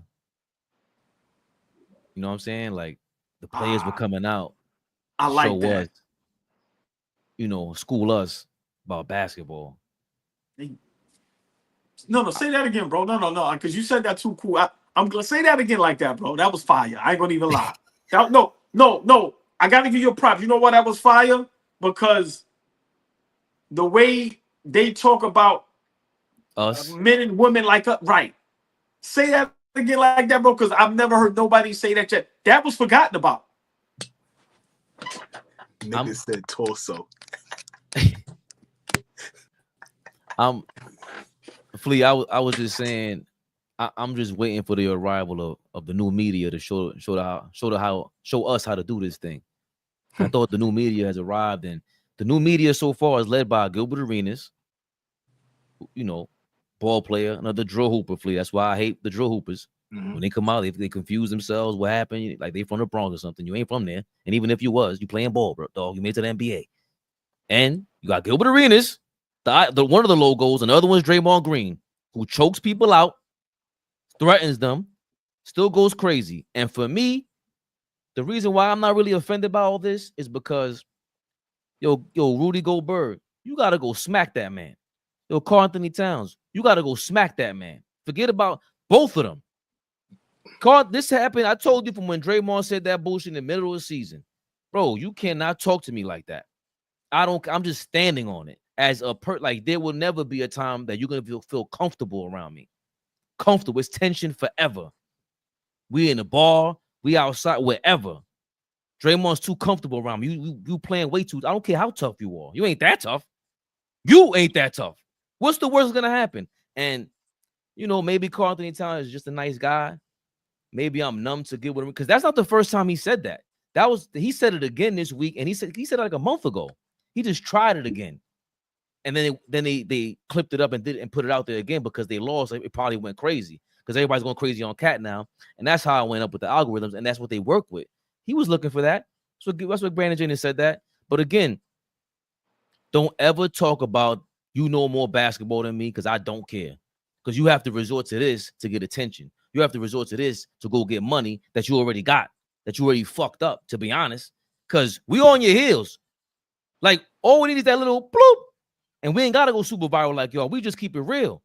Y'all keeping it real to me. That keeping it real shit y'all do. Like, y'all, come on, man. For real? Rashad McCants still a new costume every week. And I kind of like Kenya Martin. I'm not going to lie. He be checking them. He checked all of them. The adult. He's the adult in the room. He told Gil, you a little child. He told Shorty, you angry? Oh, he got he got off on her. I love that. He told homeboy to shut the fuck up. Yeah, that's my cause. You know he's not funny, and you need the entertaining side. I get all that, but ask me in the DM, what you really want to do? I said, oh.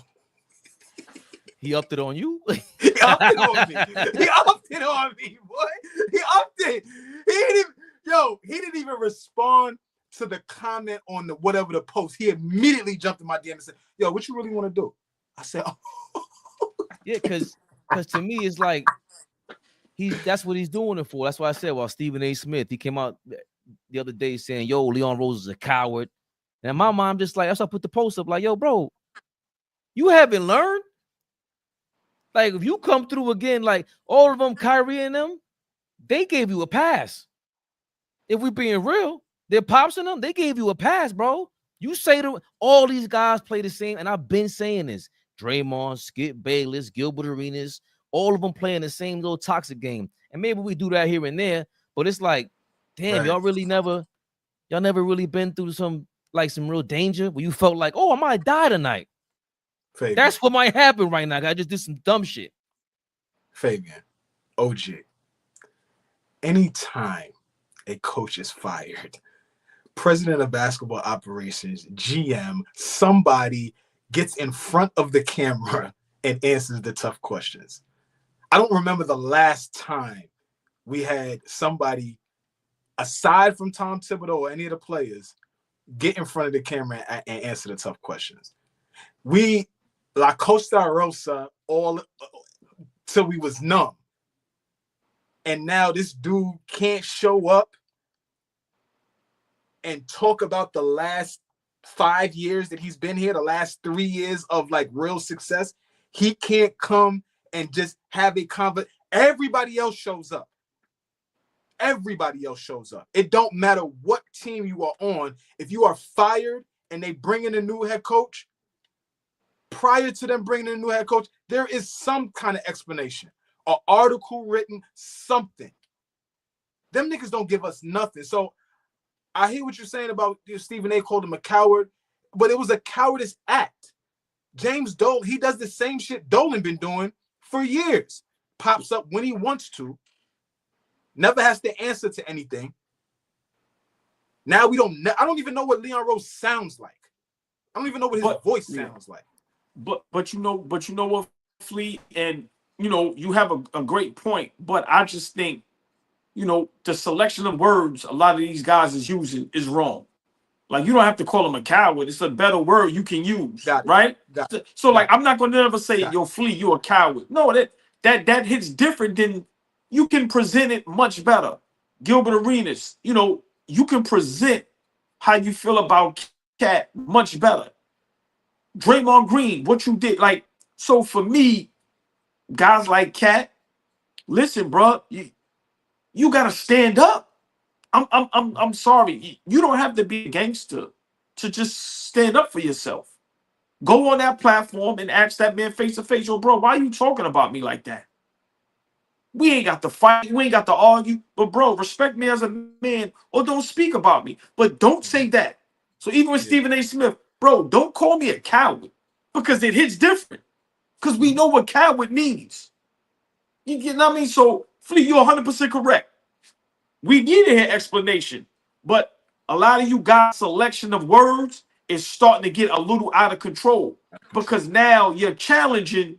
Go ahead, Fabian. Go ahead. No. I wanted you to finish because I just think it's not the selection of words, it's the selection of people you choosing to be talking about like that. Oh, That's no, really what it boils down That to. too. Y'all are both right. Y'all are both right with that one. Correct, but still, the selection of words is still out of line. Yeah. Whether you could bully that person or that person you know ain't gonna do nothing, still, y'all selection of words when y'all been doing these jobs forever, y'all took classes for these jobs. You guys know the words to use. Once again, you guys are treading a thin line to get views when you don't really need. You call him a coward, what got you maybe 100,000 views? You don't even need that. The status you're at. Right there. You don't need that. Gilbert Arenas calling a man a female and doing all that, bro. That clout, you don't even need that. So for me, y'all got selection of words. Fan selection of words always been out of control. You're never gonna stop that. When I call somebody trash or a bum or overrated, I'm exaggerating. That's been sports forever. Like I always tell y'all, the nigga that talk the most shit can't fight for shit. I sit there and tell you, watching a boxing fight, man, Pacquiao ain't shit. Pacquiao will kick my ass. But as fans, that's how we are. You guys that play at that level and talking about your peers like that, nah, bro, the selection of words is terrible. And I don't care if it's a person that you know you could beat, think you or whatever. You know they ain't gonna do nothing. Nah, bro, you can't do that. Calling a man a coward on national. These platforms is huge. These niggas got millions of viewers, subscribers. Bro, you calling me a coward? Nigga, I got a wife. Bro, I got, because now it gives people a license. Now it gives people a license to do. Somebody's gonna see Cat moving around in the city, wherever, and somebody gonna call him a bitch. Yeah, you built like you really are built like a bitch. Like now it gives it license for people who don't have no couth, respect, anything like that, to just jump out there and do that. Bro, listen, I'll leave it at this. I got a son that loves basketball maybe more than us. We argue all the time. So he watches this stuff. Imagine your child going, yo, dad, so-and-so called you a coward. Remember, they not taking that as a joke. Mm-hmm. How do you explain? Like, listen, it can go too deep. So for me, that's why guys like Stephen A., guys like Gilbert, Draymond, bro, watch your wordplay, bro. Because listen, like Fabian, like Flea said, y'all making this personal to where now I have to approach you. Bro, I'm worth 200 million. I gotta approach you. Yeah. What? So it's too weird. And Fabian said something Flea that I love. What happened to the new media? You niggas is weirder than us, bro. He was spot on with that. That was fire. He was spot on with that. That was, y'all niggas is weirder than us. Yeah. And y'all clickbait more than us. And y'all do so much extra. Listen, man, it's you nailed that, right? Yeah. You nailed that, baby. Word. I also think, as you were talking, like they're just exposing themselves, and you know, it is what it is to me. That's why I don't mind that. Like, once you start showing me who you are, it's all good, because that is kind of also the fine line of that's their third rail. Because that, now don't tell us that we're bugging for calling people garbage and stuff like that. You can't the players gotta start. None of y'all checked them. Kenya Moore, you go back on that show, you gotta check them now. Y'all gotta start checking each other because y'all using worse language than we do. I would have never even thought about, like you said. I never thought about a girl, thought about cat. I mean, zesty, all right, cool. And it's still funny because this girl is nice. But she fire. Nah, she fire. But I'm saying, but I never thought about it. And like Monique said it earlier, nobody tried Rodman like that. You know why nobody tried Rodman like that? They wasn't running up on Dennis Rodman. Rodman made examples of people slam dunking you, all kind of slam you on the floor. He was not soft. He might be zesty, but he's not soft. Cat might have to hold off on somebody, man. That's bottom line. Like, say whatever you want. I can't fight your battles for you, bro. I can't. You're gonna have to smack Draymond. I didn't like that PJ Tucker or Josh Hart, whoever was dapping up Draymond after that Golden State game either. That was foul. Off principle, but nah, man, I'm not talking to you. Pop off, bro. What you gonna do? I'd have popped off on Draymond mid-court after the game. What you want to do? Don't talk to my man like that. Whoa. Bow! Go to your podcast with that yammy, with that cookie on your eye, bro. Fuck that. You can't talk to my man like that. That's disrespectful. That's disrespectful. We going on a family now. Yeah, PJ probably could take PJ probably could have took that one for the team. PJ dapped him up, bro. I don't want to hear none of that PJ tough talk shit. Yeah, because that to me, see, when you ask me what tough is, Flea, that's tough. There's principles, and I'm standing by them. Now what? No matter what. And I ain't like all that, man. That's your teammate. Imagine, I don't know if Cat would have turned this season around and been tough. I've been a Thundercat, I don't know where. But come on, man. Cat was really good that game too. So, for what, bro, these guys are saying things and doing things that's just is crossing the line. And like Fabian said, Fleet, y'all supposed to be the new media. Y'all supposed to be the guys that's teaching and have all of this elegance and and all of this further and all like y'all supposed to be the guys. They ain't got that. Right. That's the other thing. They ain't got that. That's the exposed. Right. So that's getting exposed. Right, but it's just at the end of the day, I'm a New Yorker. Cat at this point is a Knicks guy. I'm a stand up for my guy. Bruh, listen, man. I don't like to go on social media and saying what you gotta say, but bruh, you need to be getting in contact with Gilbert Arenas, and you and him need to have a talk on whether it's face to face or on the phone. Same thing you should have did with Draymond. Straight up. Yo, bro, what's good, bro? We ain't got to fight. We ain't got to argue. But, bro, you're a human being. I'm one. You're a man. I'm a man. Bro, don't do that. It's uncalled for. The shit niggas is doing is I told you, I don't want nothing that bad. I don't want no money that bad, no views that bad. I don't want nothing that bad to where I'm calling a grown man a bitch and talking about his torso and his legs. No. I'm out. I will work my regular job, pay my bills, eat my DiGiorno's pizzas, put my shit in the oven. Like, no, I don't want nothing that bad. And to see to see how far these guys are willing to go to be famous, successful, or whatever it is for your content, bro, it's scary. And it's coming from the guys that's supposed to be, like Fabian said, the new media. It's scary out here, y'all. Real quick, Fabian has childbearing hips. Yo, RP, I'll fuck you up, RP. Of course, that's RP. Lord, fuck your Australian ass up, man. Real quick before we move on, or we'll get out of here. The NBA Coach of the Year award seems to be a curse. Mike Brown, Monty Williams, Tom Thibodeau, Nick Nurse, Mike Budenholzer, Dwayne Casey. They all got Coach of the Year awards and got canned. Yep. That shit, that trope. Yo, Flea, what I said a while ago, all these awards in the light, Defensive Player of the Year awards, we got to start looking at these MVPs too, man. Yeah, you got to start living up to that shit once you get them shits. Yeah. Look at these NBA trophies too. Bubbles, the bubble ring. But before we go, I don't know the platform, right? Hold on. I don't know the platform, but I seen it today. I didn't come up with it. But a guy came up and said the last 9 MVPs, which I think Joker got what 3 or 4. You have Giannis. Who else you have? SGA. Joker got 3. Giannis got 2. Harden got 1. Russell got 1. All right, Harden was in that. All the last however many MVPs don't have tattoos. Oh yeah, I saw that. You seen that shit, right? Yes, I did see that. Absolutely. Yo, Fabian, it fucked me up. I said, yo, the person brought Embiid. Yeah, there was a couple. Yeah, I saw that. No tattoos. The only one that have a tattoo is Curry. That the whatever the little ones.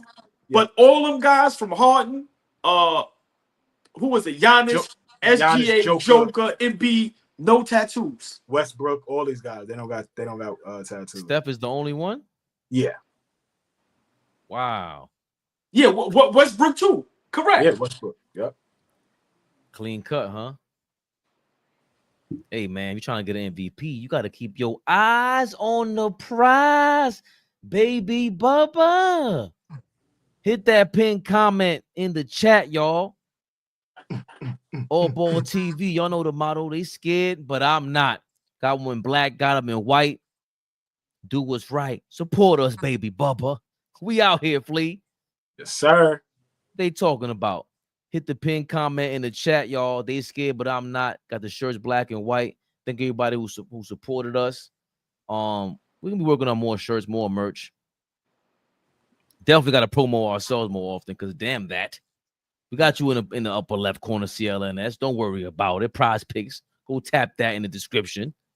We got some shirts to sell, huh? Tomorrow, are we going on for at least half an hour? NBA Finals tomorrow preview. We'll be here. You on at 7 o'clock? I'll be here. Let's do it. I'll be here. I think I can make that happen. You know, new media. New media. Before we go, I tried to dunk today. Y'all think I made it or I missed it? I'll send y'all the video because there's footage. Do you think I made it or I missed it? You sprite that shit. Straight sprite. I'll send you the footage. I don't even want to answer that because I don't want. I got to use my choice of words. I want to see the video. How did you think? How did you think his upper torso look when he? My legs look good in this. My legs look good in this video.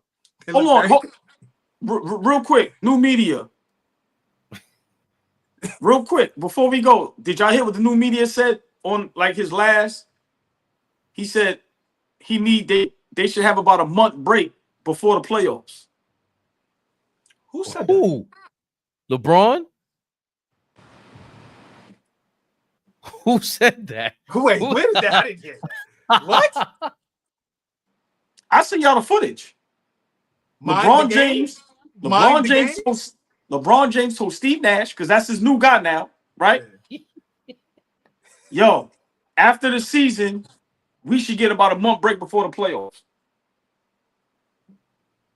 Yeah. I'm not rolling.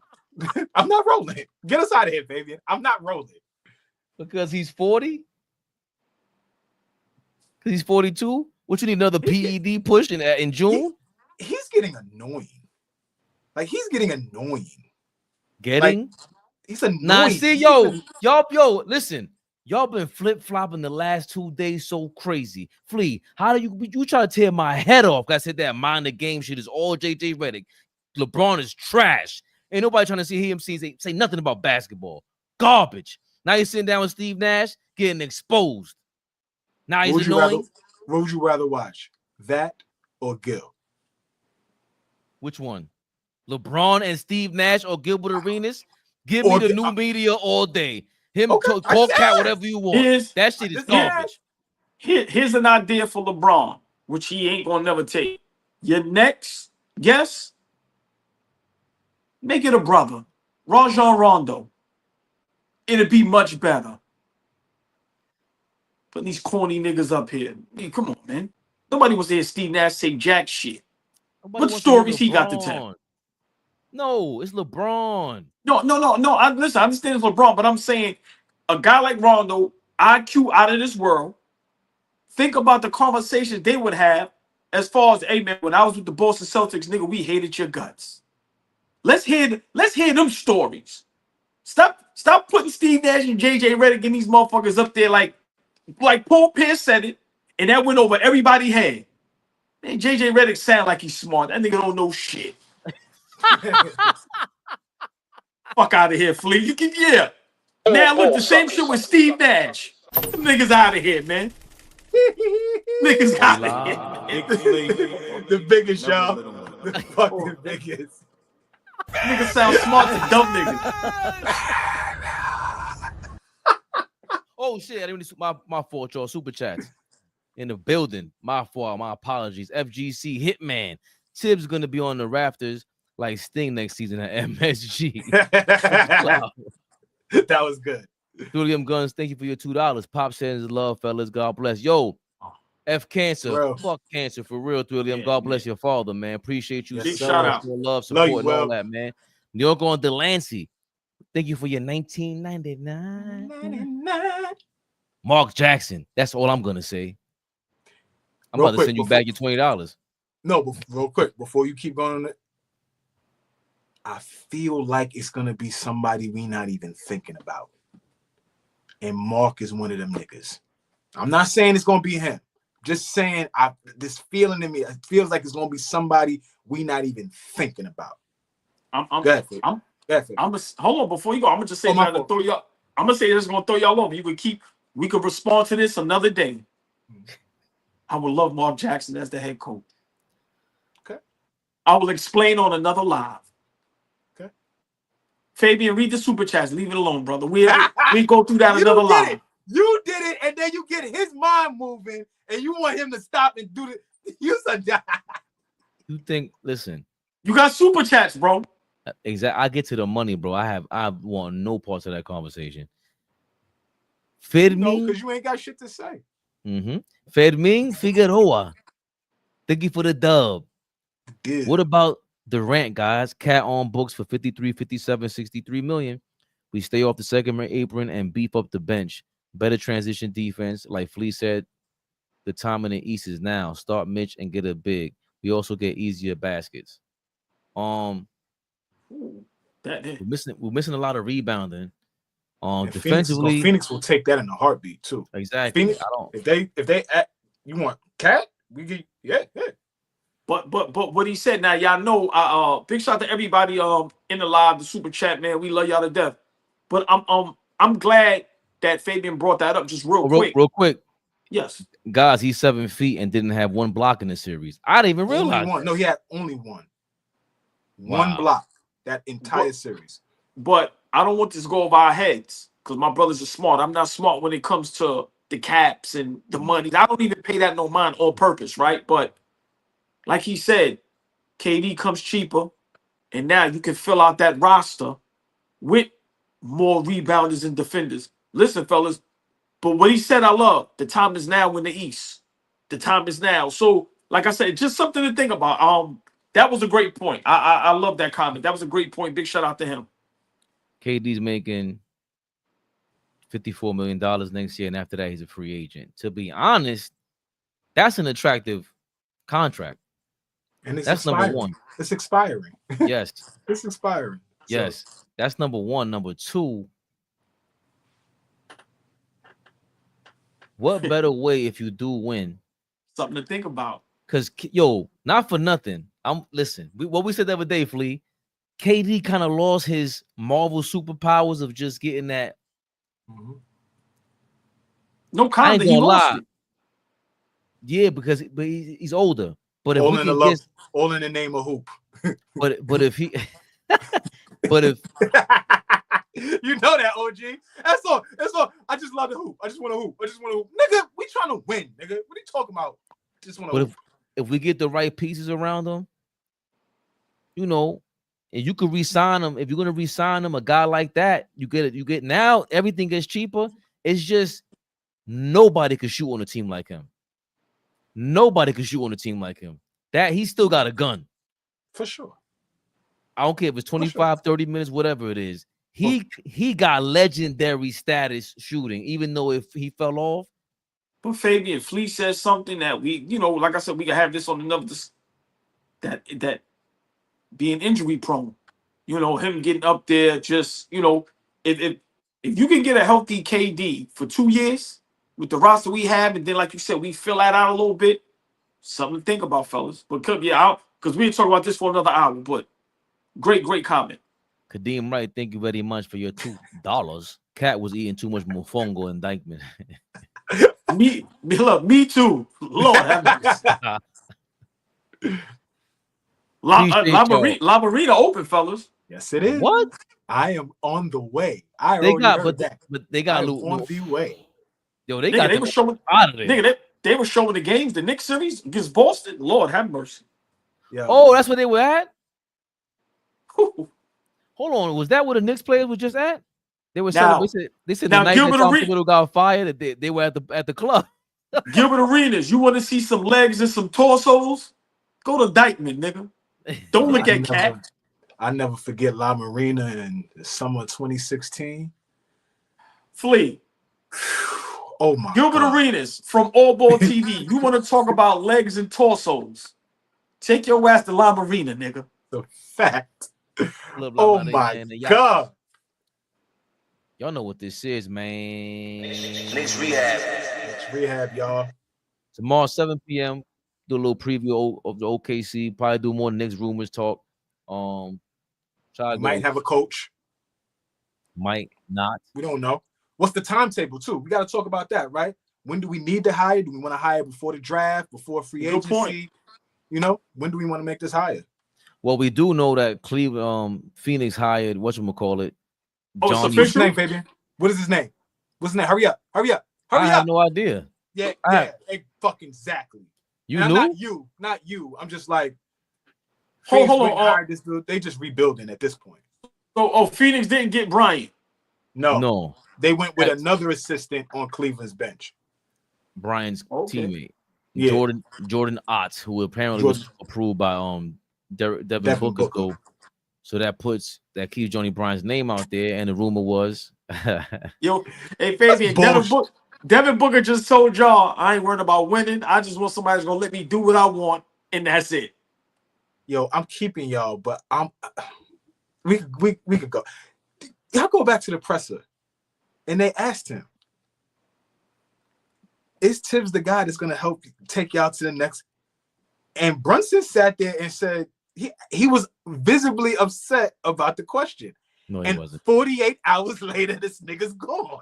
Yo, Flea, that's what I'm talking about. When certain dudes don't know how to act, like their acting skills are horrible. He can't do no movies. Bro, you could read it on him. He was not visibly upset. He would put on the act. Like, to me, I saw him like there was no need for that. There was no need for that whatsoever, bro. Unless you're gonna slam the table over. Yo, why are you asking me that question? He knew it was over. I know. 48 hours later, that was donezo. Get us out of here, Ray. That's all I wanted to say. Tomorrow, 7 p.m., we going live again. Thursday. We ain't playing with y'all. Yo, RP, I don't know which DM you sent to that. From now on, send it to the AllBall TV DM so I could put it up. I could link it up faster over here. Don't know what this is, man. AllBall TV, Knicks Rehab, mañana 7 p.m. Thanks for tuning in. AllBall TV. They scared, but I'm not. They don't like comentario. Y suscribe.